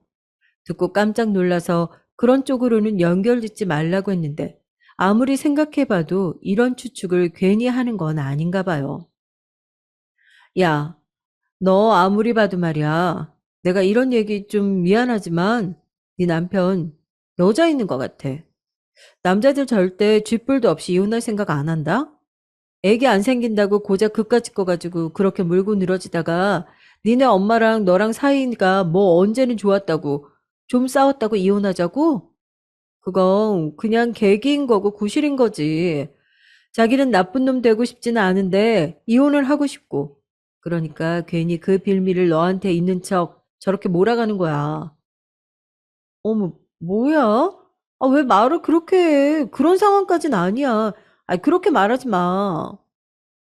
듣고 너무 찝찝해서 이렇게 말을 하긴 했지만 친구가 했던 말들이 자꾸 생각나서 견딜 수가 없었습니다. 여전히 저에게 냉랭하게 대하고 저에 대해 바라는 기준이 한도 끝도 없이 높아져 버린 남편의 모습을 보니까 스트레스가 되더라고요. 자기가 시키는 대로 어머니께 사과도 했는데 조금도 만족스럽지 않았나 봐요. 소연이 너 집이 왜 이 꼴이야? 직장 다닌다고 너만 힘들다고 하지 말고 집 좀 제대로 치워. 내가 너보고 일하라고 한 것도 아닌데 왜 본인이 다니면서 자꾸 힘들다고 그래? 그래놓고 애기는 안 생긴다고 어쩐다 그러지 말고 그냥 할 거 하나만 똑부러지게 해. 알았어? 그러면서 나중에 제가 생활비로 자기한테 얼마 받아가는 것도 싫은지 갑자기 이상한 말을 카톡으로 대뜸 보내는 거예요. 소연아, 이제부터 생활비 내가 이체해 줄 테니까 그렇게 알아. 나머지는 내가 알아서 저금할게. 그리고 쓴 내역은 다 가계부 쓰고 나한테 주마다 보고해. 회사에서 이런 카톡을 받은 저는 갑작스럽게 저와의 일상을 멋대로 변경하려는 모습에 너무 놀랐어요. 바로 전화를 했지만 아주 귀찮다는 듯 받더라고요. 왜? 뭐 때문에 일하는데 전화를 해? 너는 일 안 해? 회사에서 이렇게 전화해도 되는 거야? 그러면서 제대로 설명도 해주지 않고 그냥 무작정 제가 받아들여 주기만을 바라더라고요. 설명은 해줘야 할 거 아니야. 갑자기 이러는 게 어딨어? 아니, 내가 당신 돈이 아깝고 어쩌고 그렇다기보다 왜 갑자기 이런 걸 바꾸는 거야? 나한테 자세하게 말도 안 해줬잖아. 남편은 제 말에 요리조리 쏙쏙 피해가면서 정확하게 답하지 않았고 그저 자기는 그동안 너무 저에게 뭘 맡겼었다는 둥 말 같지도 않은 핑계를 댔어요. 몰라. 그냥 내가 관리하고 싶어졌어. 내가 번 돈 내가 쓰는 것도 안 돼?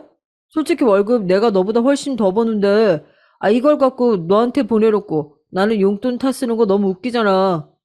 힘들어서 번 돈은 다 생활비로 나가버리고 나는 얼마 만져보지도 못하고 말이야. 그냥 내가 얼마 저금하고 너 줄 테니까 그거 써. 그리고 너도 돈 버는데 생활비를 나만 부담해야 돼? 너도 좀 내. 당시 남편 월급은 400에 가까웠고 저는 이제 막 간단한 파트타임 업무를 시작한지라 월 100만 원 남짓한 돈을 벌고 있었어요. 아주 월급이 짠 곳이었고 시간도 많이 차지하고 힘들기는 했답니다. 하지만 아이가 자꾸 생기지 않고 중간에 한번 보냈던 아픔을 치유해주기엔 이런 아무 생각 없는 반복적인 노동이 좋아서 그냥 한 거죠. 그거 얼마 번다고 저의 4배를 벌고 있는 남편이 그걸 쪼개서 저보고 돈을 보태라는 거예요. 갑자기 뚝 잘라서 생활비도 적게 주고 말이에요. 이 부분에 대해서 설명이 필요한 것 같다고 말을 해도 듣질 않는 거였습니다. 그만 얘기해. 나 이래야 돼. 끊는다. 이러고 전화를 뚝 끊어버리는 남편이 너무 야속하고 꼴보기 싫어서 너무 치사하고 더럽단 생각만 들었어요. 이쯤 되면 정말 나랑 이혼하고 싶은 건지 나에게 정이 떨어져 버린 건지 기가 막히더라고요. 그런 와중에 어머니는 정말 저를 뭐 하녀라고 생각하는 건지 왜 그렇게 불러대는지 모르겠어요. 너 지금 어디냐? 나 시장 가서 야채들 좀 사왔는데 이거 갖고 반찬 좀 하려고 한다. 퇴근하고 딴 데 가지 말고 곧장 이리 와. 너 할 거 다 준비해놨으니까. 그러면서 저를 무슨 수락관 상궁 마냥 시키고 부려먹는지. 당시엔 저도 남편과의 관계 때문에 조금 눈치를 봤어요. 하지만 어머니는 조금도 제 사정을 봐주지 않았고 남편 역시 저의 이런 노력을 가상하다 여겨주지 않더라고요. 아주 당연한 듯이 그 두 사람은 제가 그 집에 종속되는 것을 보고만 있었습니다. 처음에는 장단을 맞추면서 따라다녔으나 시간이 갈수록 조금도 해결이 안 되더라고요. 급기야 어머니는 사람들 앞에서 저를 완전히 망신주기까지 하셨어요. 그것도 본인 시장에서 뭘 살 거 있다고 무거우니 실으러 오라면서 그렇게 저를 불러놓고 말이에요. 아, 우리 며느리이긴 한데 여간 쓸데가 없다. 그냥 이렇게 맨날 와서 반찬이나 만들고 그게 다야. 며느리가 됐으면 자리답게 할 걸 해야지. 애도 못 낳고 하는 게 뭔 며느리야. 하여간 나는 자식 농사 잘못 지었다니까. 너무나 저를 함부로 대하는 이런 모습에 외려 야채가게 아줌마가 기겁을 해가지고 뭐라고 할 정도였어요. 아유, 아줌마, 무슨 말이에요? 세대 듣고 울겠네. 애를 못 낳기는 무슨 얼굴 보니까 아직 한참 젊고 예쁘구만. 세댁, 걱정하지 말아요. 알긴 언젠가 또 찾아와. 그때 나오면 되지. 뭘 이렇게 험한 소리를 듣고 있어. 아유, 너무 참으면 안 좋아. 이 아줌마가 제 눈치를 볼 정도면 어머니가 정말 얼마나 되도 않는 막말을 했는지 아시겠죠?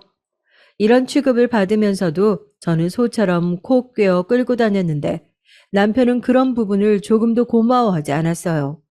자기 엄마에게 중대한 죄를 저질렀으니 이런 식으로 끌려다니는 게 당연하다는 식이더라고요. 좀 더 속죄를 해야 한다는 반응이었던 건지 가끔 어머니 전화를 제가 받기 싫어하는 모습을 보고 더 협박을 해댔습니다. 어쩜 이 인간은 모든 결론은 다 이혼인 걸까요? 뭐야? 엄마 전화 안 받은 거야? 싫어? 그래. 그럼 이혼해. 그게 깔끔해. 넌 우리 엄마 며느리 안 해도 되고 엄마도 널 며느리로 안 데리고 있으면 되는 거 아니야? 그냥 적당히 타협하고 같이 살든지 싫으면 이혼하고 멋지게 살든지 결정해봐. 이런 부분으로 마음고생하다가 시간도 계속 흘러갔고 참다 못해 친정엄마에게 이런 일을 털어놓았어요. 엄마야 듣고 바로 반응을 하셨죠. 어머나 그 녀석 보게 아주 못된 놈 아니냐? 아유 지 엄마랑 쌍으로 그러고 널 갖고 놀고 있는 거야? 너 그 녀석이랑 이혼해. 아유 너 어쩌다가 그런 소리를 듣고 산다니. 나 진짜 환장하겠다. 엄마는 알아놓으실 정도로 스트레스를 받으셨지만 그렇다고 뾰족한 수가 없더라고요. 외려 엄마를 염려는 했는지 매일같이 엄마는 저를 무슨 물가에 내놓은 어린 양처럼 신경을 썼습니다.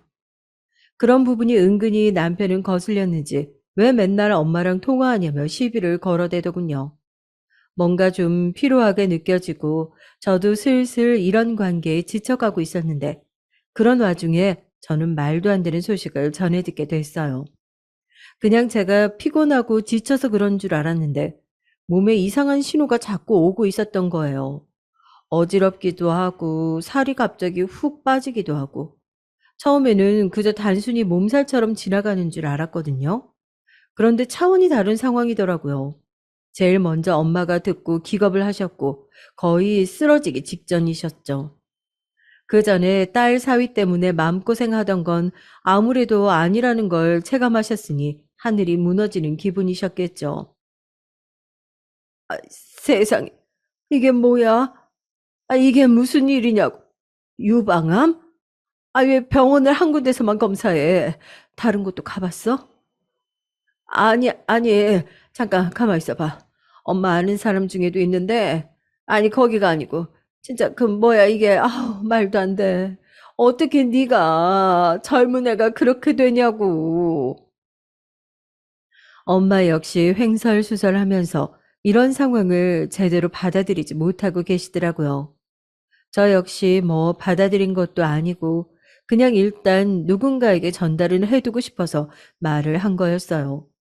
그러니 집중도 잘 안 되고 머리가 아프더라고요. 엄마가 저렇게 놀라고 슬퍼하는 모습을 보니까 더 대책이 없게 느껴지기도 했고요. 아무튼 검사하고 복잡하고 무서운 것들 많은 것들을 다 했지만 결과에 있어서 크게 달라지는 건 없었답니다. 남편이랑 사이가 무난할 때 와서 이런 것들을 체크하고 같이 봤더라면 그랬더라면 좀 달랐을까 싶어서 기분이 엄청 이상하고 우울해졌었죠. 그쯤 되니 엄마가 이제 절 다그치더라고요. 왜? 왜 김서방한테 말을 안 해? 말해. 아무리 되바라진 행보를 하고 있어도 지 부인 아니냐. 부인이 아프다는데 정신 차리겠지. 빨리 더 시간 끌지 말고 얼른 말을 해. 엄마가 해. 엄마가 하리.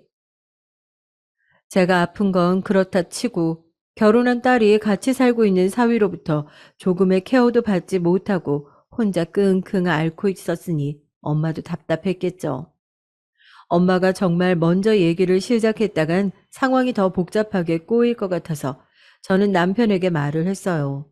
솔직히 이 말을 건네면서 참 슬펐던 건 아무리 생각해봐도 남편의 반응에 대해 딱히 긍정적인 기대가 안 되더라고요. 그냥 좀 퉁명스럽게 놀라지 않을까. 내가 아프다고 한들 남편이 크게 나를 걱정하고 달라질까. 여러 가지 생각이 들었어요. 그리고 슬프게도 그 예감은 맞아떨어졌답니다. 뭐, 유방암? 언제? 어디서 알게 된 건데? 저는 아주 무미건조하게 상황들에 대해서 간단하게 읊었어요. 이기라서 할 것들이 아주 많고 좋다고도 마냥 나쁘다고도 할 수 없는 시기라고 말이에요. 이 말을 하면서도 내가 왜 이렇게 덤덤하게 읊고 있는 게 좀 이상하다고 느껴지더군요. 아무튼 그런 제 말에 돌아온 남편의 반응은 이랬답니다. 다시 생각해도 어이가 없을 정도로 말이에요. 그거 그럼 어떻게 되는 거야? 죽을 수도 있는 거야? 뭐? 아니, 내가 암은 잘 몰라서. 게다가 유방암원이야. 남자인 내가 뭘 알겠어. 그냥 좀 어떤 건지 모르니까 물어보는 거야. 대뜸 저렇게 아무렇지 않게 극단적인 결과를 입에 올리고 말한다는 자체가 얼마나 이 병이며 저에 대해서 쉽게 생각하고 있는지 느껴졌어요. 있잖아. 지금 눈앞에 핸드폰이 있는데 당장 그걸로 검색해보면 어느 정도 알 수 있겠다. 그걸 꼭 내 면전 앞에서 하나하나 다 물어서 알아야겠어? 저도 이때 되게 성질나서 가시돋게 받아쳤는데 남편은 상황이 상황이라 여겼는지 조금 숙연해지긴 하더군요. 아니 뭐 갑작스러우니까 나도 잘 몰라서 그런 거지 별뜻 없어. 그럼 뭐야 이기는 그렇게 위험한 거 아닌 거잖아. 이거 보니까 애매하구나. 그럼 병원 다니고 있어? 언제 알게 됐는데? 이러면서 아무렇지 않게 마치 TV에 나온 남의 뉴스 기사를 읽듯 말하는 남편을 보니 앞이 캄캄하더라고요. 뭐랄까, 그냥 아무것도 생각 안 하고 마냥 울고 싶어졌어요. 감정 주체도 안 되고 마구마구 뭔가 터져나오는 게 느껴지더라고요. 대답도 하지 않고 조용히 안방으로 들어와서 문을 걸어 잠그고 그냥 막 흐느껴 울었어요. 중간중간 제어가 안 될 정도로 울음이 쏟아져 나오는데 남편은 그런 소리가 들리지 않는 게 아닐 텐데 조금도 들여다보지 않더군요. 물론 예의상 이런 말은 하더군요. 제가 울던 그날도 아닌 그 다음 날 아침에 출근하면서 말이에요. 저기 뭐 내가 도움 필요한 거 있으면 말해. 나도 뭘 어떻게 해야 될지 몰라서 해줄 게 없네. 대외적으로 이런 말이라도 하고 가는 것 같은데 전 그냥 모든 게 다 암흑천지처럼 느껴져서 딱히 아무런 생각도 들지 않았어요. 차라리 남편이 저렇게 시들한 반응을 하는 것으로 서운해할 정도면 그나마 마음의 여유가 있다고 봐야겠죠. 생각보다 암이 어느 정도 전이되었다는 건 정신적으로 사람을 아주 괴롭게 하더라고요.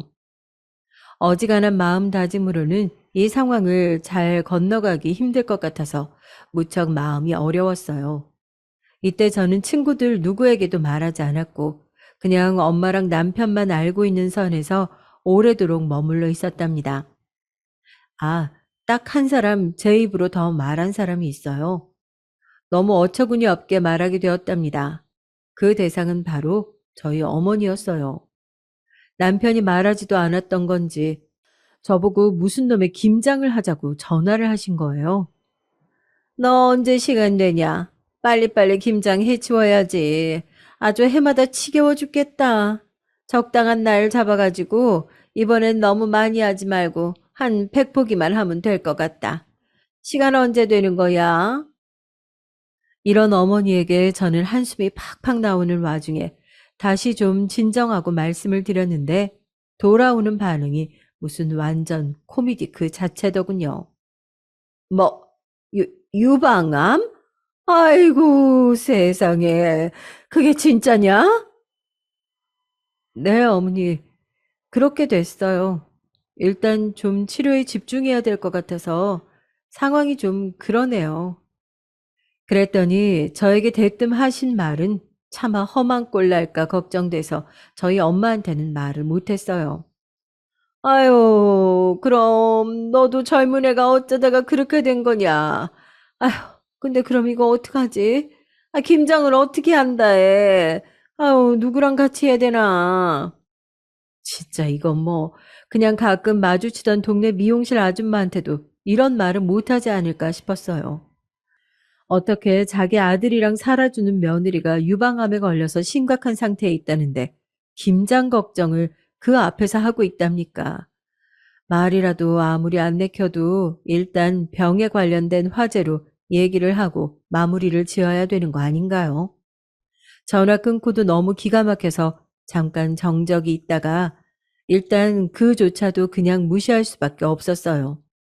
병이라는 게 이래서 무서운 것 같아요. 웬만한 일상의 소소한 짜증거리를 그냥 가볍게 무시하고 다 지워버리는 내 평범한 일상에 갑자기 거대한 지우개가 나타난 것 같은 느낌이 들더라고요. 하지만 좀 시간이 지나서 저는 최대한 제 상황을 객관적으로 보자고 마음을 먹었어요. 어쩔 수 없는 거잖아요. 당장 죽는다고 한 것도 아니고 병원에서는 일단 할 수 있는 거 다 해보자고 했었거든요. 그리고 정황이 좋은 것도 아니지만 마냥 나쁘다고 보기도 힘들다고 했어요. 그러니 엄마는 그나마 한숨을 놓으셨죠. 아휴, 그래도 치료하고 방사선 뭣도 하고 항암도 하고 수술도 하고 어쩌고 해서 좀 지켜보자는 거지. 좀 더 심각하고 막 무서운 거 그런 거 아니지? 그래, 엄마. 수술도 수술이지만 이후에 항암하면서 좀 힘들 것 같아. 먹는 것도 조심해야 하긴 하는데 이것도 다들 말이 다르네. 아무튼 엄마가 걱정하는 그런 끔찍한 상황까지는 아니니까 마음 좀 진정시켜도 될 거야. 제가 말한 것 그대로의 상황이었기 때문에 저도 어느 정도는 이제 마음의 끈을 동여매고 좀 정신을 차려야 했어요. 남편은 한 집에 살면서 제 눈치를 조금 보는 듯 했지만 그렇다고 뭐 적극적으로 뭘 해보고 마음을 써보자는 생각은 없어 보이더군요.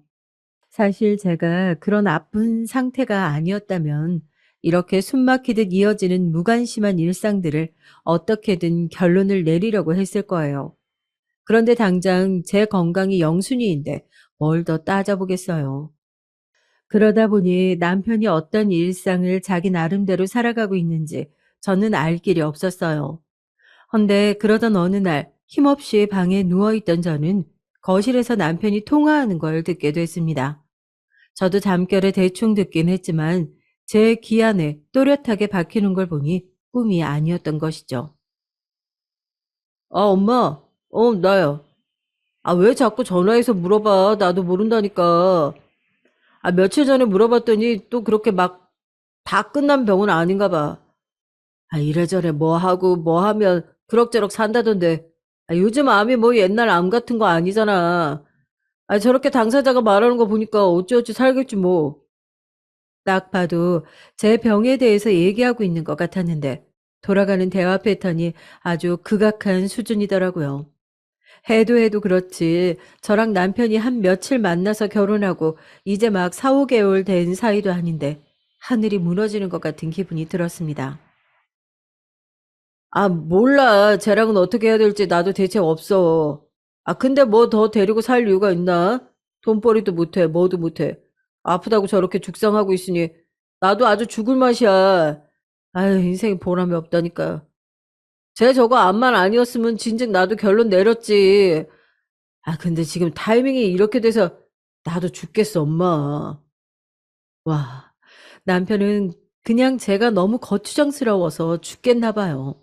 안 그래도 이혼하고 버리려던 차에 암까지 걸린 와이프가 너무너무 지겹고 귀찮은 거죠. 지도 인간이랍시고 차마 아픈 사람한테 이혼하자니 양심에 찔리지만 마음으론 이미 이혼한 상태였거든요. 큰 기대를 하지 않았지만 그보다 더 처참한 이런 현실 안에 저와 남편이 있다는 것은 무척 괴롭게 느껴지더라고요. 하지만 크게 내세워 싸울 상황이 못 된다는 것이 절 더 비참하게 만들었어요. 그냥 밤새도록 밤이나 낮이나 저와 같은 유방암 환우들의 커뮤니티에 접속해서 그들의 근황을 듣고 저도 얘기하고 그렇게 겨우겨우 제 속을 쥐어 짜내고 마치 세탁기를 돌려 더러운 것을 깨끗하게 하듯 회포를 푸는 수밖에요. 남편은 점점 저와 함께하는 날들이 버겁게 느껴졌던 건지 어느 순간부터 슬슬 티를 내기 시작하더라고요. 이대로는 끝이 없을 것 같으니까 제가 아파서 밥도 제대로 못 해놓고 집도 못 치우고 여러모로 거슬리는 것들이 생기니 슬슬 한두 마디씩 얹어대는 거예요. 아, 집에 오니까 힘이 하나도 없네. 집골이 이게 뭐냐? 아, 너도 아픈 건 아는데 그래도 수술도 끝났고 이제 치료할 거면 남은 거 아니야? 아, 그럼 집 좀 신경 써야 될 것 같은데 나까지 정신이 사나워질 것 같아. 이러면서 본인은 퇴근 후 손 까딱도 안 하면서 저에게 일거리를 자꾸 떠넘기는 거죠. 무거운 빨래를 들고 옮기는 거며 밥 먹고 난 뒤 설거지며 정말 조금도 거들지 않는 주제에 깨끗한 집은 바라더군요. 저도 못 참고 몇 번 들이받긴 했지만 남편의 저런 자비 없는 반응은 멈추질 않았어요. 저는 점점 몸이 부어오르고 손도 땡땡해지고 식단 관리하는 것도 나름 쉽지 않아서 스트레스가 심한 상태였어요. 그러니 맨정신에 남편이 건드려도 예민해질 판에 아픈데 저렇게 긁어대니까 진짜 화를 감출 수가 없겠더라고요. 남편은 본인이 저를 약 올려놓고도 모든 잘못을 저에게 뒤집어 씌웠어요. 야, 너 그렇게 내가 짜증나고 싫으면 그냥 정리하는 게 낫지 않냐? 아, 너도 아프고 정신 사나운데 불편한 거 하나라도 줄이는 게 나을 거 아니야. 아, 나 솔직히 너무 짜증나. 밥맛도 없다고. 당신 진짜 작작하는 게 좋을 것 같아.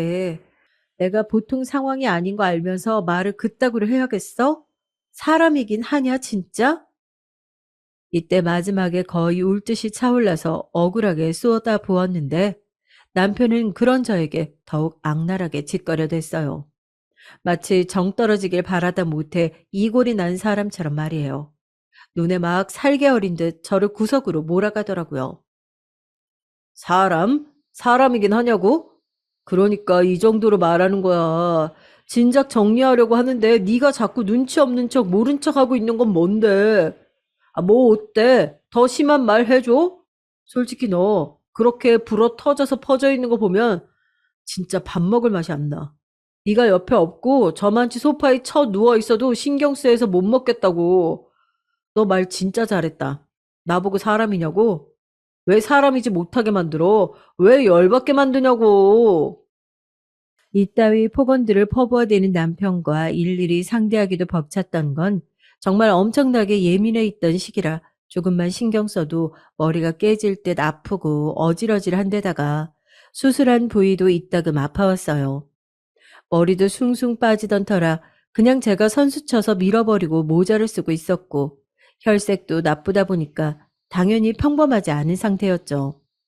당시 전 심증만 갖고 남편의 불미스러운 상태를 조금 의심하고 있었는데요.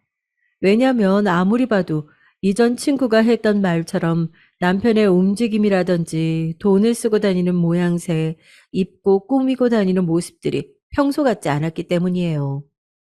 뭔가 신경 쓰고 잘 보일 것 같은 대상이 있는 것처럼 마치 그 대상과 시간을 요즘 보내고 있는 것처럼 느껴졌거든요.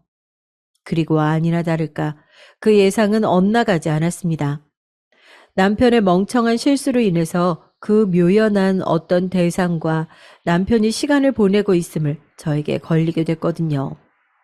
카톡에 멀티 프로필이라는 기능이 있어서 참 대담하고 깜찍하게도 남들에게 보여주고 싶은 프로필 사진을 숨기거나 멋대로 조절을 할 수가 있었어요. 그걸 저에게 숨기고 있었나 본데 먼 버튼을 누르면서 잘못 설정했던 건지 저에 대해 차단을 걸어두었던 걸 해제시켰었나 봐요. 남편이 제주도 출장을 간다고 성의 없는 말만 던져두고 사라졌던 이튿날 아침, 저는 겨우 몸을 일으켜서 침대에서 핸드폰을 보다가 이상한 사진을 보게 됐어요. 카톡 프로필을 바꾼 상태의 사진들이 쭉 뜨는데 제가 남편이라고 저장해 놓은 화면에 남편과 어떤 여자의 얼굴이 희미하게 뜨는 거예요. 클릭해서 크게 확대해 보니까 남편이 멍청한 인간이 본인 손으로 저에게 상간녀와의 사랑을 광고해 두었더라고요. 아마 저 의기양양한 인간이 제 손으로 저런 짓을 했을 리 없고 뭘 잘못 눌렀던지 아니면 좀 더 나아가서 생각해 보면 그 상간녀가 고의적으로 저에게 알리고 싶었던 건지 모르겠어요. 아무튼 그렇게 상황이 흘러가 버렸고 저는 눈을 감고 한참을 숨을 쉬지 못하다가 겨우 뜬 채 그 사진을 달달 떨어가며 캡처하게 됐죠. 내가 이 사진을 뭔가 증거로 쓸 일이 없으면 하는 신락 같은 바람이 있었지만 아마 있게 될 수도 있다는 구슬픈 예감이 들더군요. 아주 당당하게 저에게 출장이라고 속이며 사라졌던 남편이 4박 5일로 갔으니 돌아오면 어떻게 이 사실을 갖고 숨이 막히게 해야 하나 고민하고 있었어요. 정말 뭘 해도 내 마음을 편하게 해주질 않는구나. 끝내 내 숨을 조여야 성이 차는 건가 싶어 한숨만 나오더군요. 고민 끝에 친정 엄마에게 말을 했고 당연히 엄마는 기절할 기세였습니다. 요 근래 얼마간은 자꾸 엄마를 놀래키기만 해서 너무 죄송스럽다고요. 이놈의 김서방 새끼 내가 공항으로 가서 다 그것들 잡아서 가만 안 둘 거야. 소연이 너는 가만히 있어. 이 말을 하면서 울고 싶지 않았는데 저도 모르게 그냥 울음이 막 쏟아지더라고요. 감정 관리도 잘하고 곱게 이 시기를 보내고 싶었는데 남편은 저에게 거대한 쓰레기를 투척한 거나 마찬가지였어요.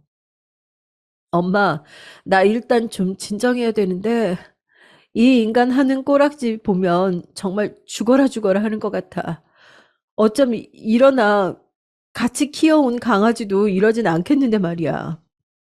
아니면 걸리지나 말지. 어떻게 하지? 나 그만하고 싶어 정말. 소연아, 너 정신 똑바로 차려. 네가 무슨 잘못이야. 너는 아무 잘못 없어. 너는 그러면서 결국 엄마도 펑 하고 터져나온 울음을 주체하지 못했고 우리는 그렇게 핸드폰 너머로 이렇다 싶게 말 같은 걸 제대로 표현하지 못한 채 짐승처럼 울기만 했어요. 시간이 한참 지나 겨우 추스르고 전화를 끊었고 그 이후 한 반나절간은 정말 죽은 듯 침대 위에 멍하니 누워있기만 했죠. 물 위에 가만히 눈을 감고 떠 있는 사람 마냥 그렇게 있는데 벼랑간 시끄럽게 핸드폰이 울려대더라고요. 안 봐도 당연히 엄마일 것 같아서 그냥 놔뒀는데 어지간히 제 걱정이 됐는지 진짜 시끄럽게 계속 울려대는 거예요. 어쩔 수 없이 핸드폰을 무심히 쳐다봤는데 계속 걸려오고 있는 그 전화는 엄마가 아닌 거예요. 다름 아닌 저희 시어머니였습니다. 뭔 일로 전화하나 싶어서 더 짜증이 나서 핸드폰을 엎어놨는데 정말 미친 듯이 잠깐 몇 초 만에 간격을 두고 계속해서 걸려오는 거예요. 이거 안 되겠다 싶어서 짜증스레 전화를 받았는데 어머니의 목소리가 좀 평범하지 않았어요. 저, 소연아. 웬일로 내 이름을 낯간지럽게 부르나 해서 뭘 시켜 먹으려고 하나 싶어 대충 대꾸를 했는데요. 뭔가 시켜 먹으려고 했던 시커먼 속을 갖고 있는 건 맞았더라고요. 하지만 생각보다 아주 심각한, 간단하지 않은 처절한 상황이라 저도 듣고 많이 놀라긴 했습니다. 그렇다고 어머니 뜻대로 따라줄 생각은 꿈에도 없었지만 말이에요. 저, 친구가, 아휴, 친구가 지금 큰일 났어. 큰일 났다고. 어머니는 제가 몇 번이나 대체 무슨 일이냐고 물어도 말을 잇지 못하고 흐느끼시더니 끝내 이 심상치 않은 일이 뭔지 힘겹게 쏟아내시더군요. 제가 볼 때 어머니는 본인 아들이 출장을 갔다고 말은 하시지만 아무래도 알고 있는 것 같았어요. 아들이 며느리가 아닌 딴 여자랑 여행을 갔었다는 걸 말이에요. 제가 자세한 상황을 물으니 그건 계속 얼버무리시더라고요. 아유, 그게 나도 모르겠다, 나도. 아, 뭐 이 옆에 회사 직원들이랑 있었던 모양이야. 그런데 글쎄 차들끼리 우당탕탕 부딪혀서 큰 차가 우리 친구 차를 받았다고 하더라고. 아유. 어머니가 한 얘기를 종합해 보니 남편이 타고 있던 렌트카가 아주 처절한 사고를 당한 상황이었나 봐요. 화물차였는진 모르겠지만 하여간 엄청난 집차만한 차가 남편을 좀 더 정확히 말하자면 그 상간녀와 같이 타고 있던 차를 덮쳤던 모양이더군요. 어머니는 아들 죽게 생겼다며 울고불고 아주 초상이 난 사람처럼 저한테 하소연을 해대기 시작했고 저보고도 얼른 움직여서 같이 가보자고 난리도 아니었어요. 이게 보통 일은 아닌 것 같긴 했지만 저는 곱게 남편을 볼 수 있는 마음의 상태도 몸도 아니었어요. 어머니는 이런 때가 돼서야 하나밖에 없는 며느리랍시고 저를 데리고 가서 이것저것 상황을 알아보고 다 맡기고 싶으셨나 봐요. 하지만 저는 그러고 싶은 마음이 정말 놀랄 만큼 아주 조금도 들지 않더라고요. 말로만 전해 들은 그 사고는 상상할 때 눈을 감고 떠올려 보니 확실히 끔찍하게 느껴지긴 했습니다. 평소 운전을 좋아하지 않고 차를 무서워하던 사람이었으니까요. 그랬던 인간이 운전대를 잡았다니 어지간히 그 여자랑 노는 게 좋았나 봅니다.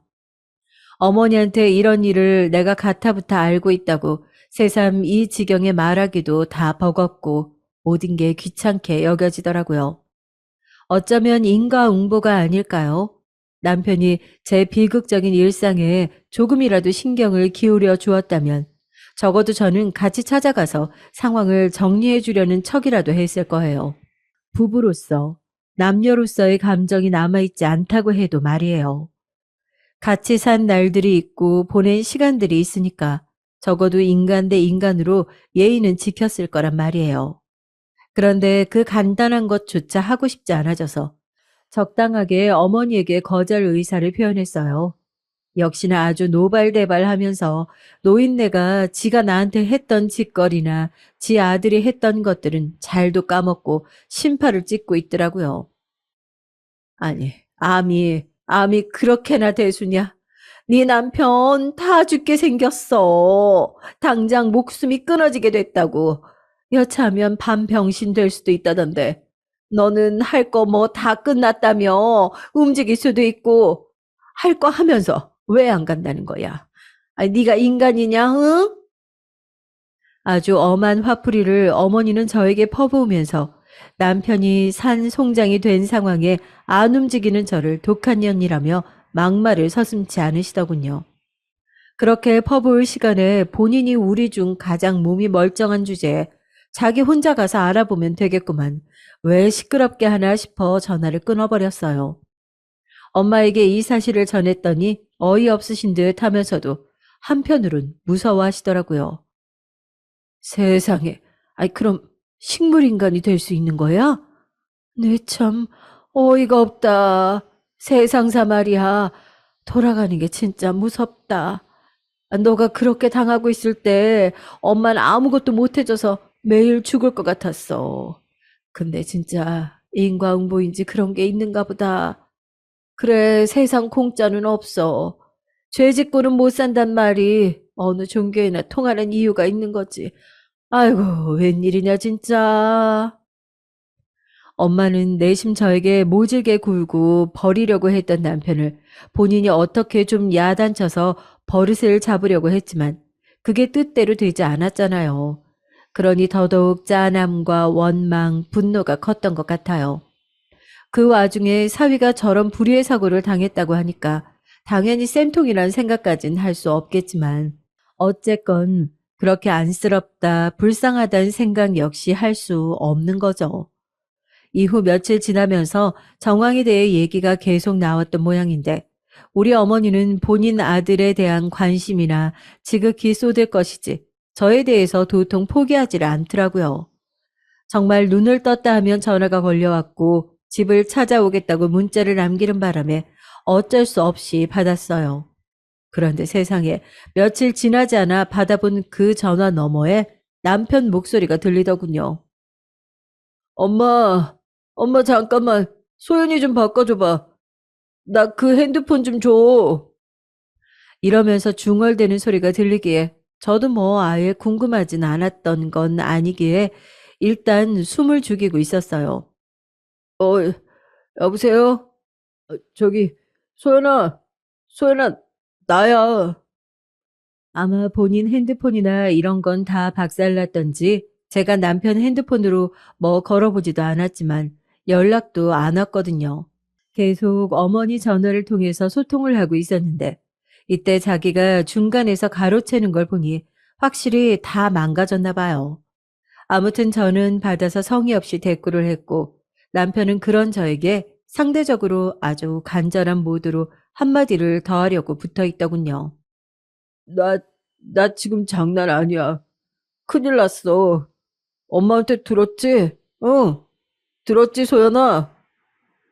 막상 목소리를 들으니 저도 마음이 꽤 복잡하게 울렁이더라고요. 뭐 마음이 쓰인다거나 안타깝게 여긴다거나 하는 건 아니고 그냥 일단 처참한 사고를 당한 이의 목소리라고 생각하니 약간 움찔을 했던 거죠. 그런데 저도 모르게 불쑥 이런 질문을 던지게 되더라고요. 말해놓고 저도 움찔했어요. 이래서 무의식 중에 생각하던 것을 입 밖으로 내게 된다고 하나 봐요.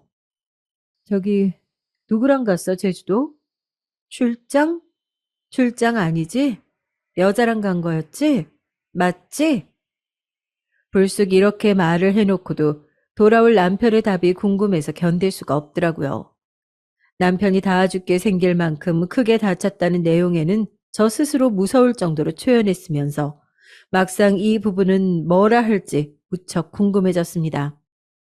남편은 한창을 망설이고 머뭇거리다가 제 물어보는 어투나 느낌을 보니 둘러대기 힘들다는 직감이 왔나요? 지금 본인이 벼랑에 매달려 있으니 뭘 더 숨기고 포장하고 어쩔 수가 없었을 거고 빠른 판단 아래 결국 소심하게 뭐라 뭐라 말을 하더군요. 그게 그런 건 아니고 여자이긴 한데 그 여자는 많이 다쳤어? 죽었어? 살았어? 참 소름 끼치는 이런 질문을 아주 무미건조하게 뚝뚝 던져대던 제 자신이란 다시 생각해도 참 낯설 정도예요. 몰랐는데 저도 어지간히 남편으로 인한 상처가 치명적이었나 봐요. 누군가에게 이렇게 밑도 끝도 없이 잔인한 질문들을 던져낼 수 있을 거라고, 나에게 이런 모습이 있을 거라는 생각을 못 했거든요. 저는 쭉 이어서 말해버렸습니다. 혹시나 해서 말해두는 건데, 당신이 지금 나한테 이름 붙여가며 다정스레 말하는 게 좀 역겨워서 말이야. 있잖아, 나는 이제 당신과 더 이상 인연 이어갈 생각이 없어. 왜 전화했는지 모르겠지만 그런 용건이면 접는 게 좋을 거야. 어머니한테 대강 들었는데 양쪽 다리 잃었다며? 그냥 그런가 하고 살아. 아니면 그 여자한테 간호받던지. 아, 혹시 둘 다 반병신이 된 건 아니지? 나에게 이런 절대악 수준의 모진 말들이 있었다니 말하면서도 살짝 등 뒤로 소름이 올라오더라고요. 하지만 암만 생각해도 아픈 저에게 퍼부어대던 남편의 악랄한 말들과 그와 상반될 정도로 아주 밟다 못해 눈이 부셔 멀어버릴 듯한 남편의 불륜 사진은 이런 결과를 만들어내버렸어요. 제 책임이 아니라고 아주 굳건하게 말하고 싶다고요. 이런 저에게 보통 때의 남편이라면 아주 기를 죽이다 못해 밟아서 없애버리겠다는 투로 더 치명적인 흉기 같은 말들을 늘어놓았겠죠. 하지만 본인의 상황이 완전히 슈퍼 을이나 마찬가지다 보니 이런 말을 감히 읊을 수가 없었나 봐요. 아주 졸렬하고 간사하게도 제 예상에 딱 맞아드는 말들을 늘어놓더라고요. 소연아, 내가 다 말할게. 나도 힘들었어. 힘들어서 절대 나만 좋으려고 그런 게 아니야. 그리고 그렇게 막 이상한 사이도 아니고. 하여튼, 그래. 내가 다 잘못했어. 제발 얘기 좀 더 들어봐. 우리 좀 얘기를 더 하자, 응? 아니, 됐어. 무슨 얘기를 해? 몸 멀쩡한 거야? 아프다며. 뭘 그렇게 전화를 붙잡고 길게 늘어지냐고. 끊어. 남편은 아주 실성한 사람 마냥 전화기에 매달려서는 전화를 끊으려는 저에게 자기 좀 봐달라고, 보러 와달라고, 버리지 말란 소리를 고장난 녹음기 마냥 쏟아내더라고요. 걷다 대고 저는 딱 잘라서 말을 했어요. 사람 제일 비참할 때 사람답지 않게 굴던 거 누구였더라? 당신 아니었어? 지금 나랑 통화하는 사람, 당신 아니야? 아니면 누군데? 누구세요? 그러자 솔직히 곧 죽어도 그런 말에 할 말이 없었는지 조용하더군요. 그런 인간에게 저는 이제 우리에게 더 이상 지체란 건 없다. 이혼이라는 길밖에 없다는 얘기를 하고 끊어버렸습니다. 물론 그 뒤로 어머니는 거의 정신 나간 사람처럼 저에게 전화를 걸어서 욕을 했다가 사정을 했다가 발발 기었다가 별 지저분한 꼴을 다 보이시더군요. 그러던지 말던지 저는 차단을 해버렸고 진즉 해버릴 걸 괜히 전화를 받아서 고약한 꼴을 봤다 싶었습니다. 짐은 정리를 해서 엄마한테 와 있고 일단 할 일들이 많긴 하지만 뭐든 빨리 칼을 뽑아서 끝내버리고 싶더라고요. 제 상태요. 저는 그럭저럭 일단은 회복이란 단계 안에 있어요.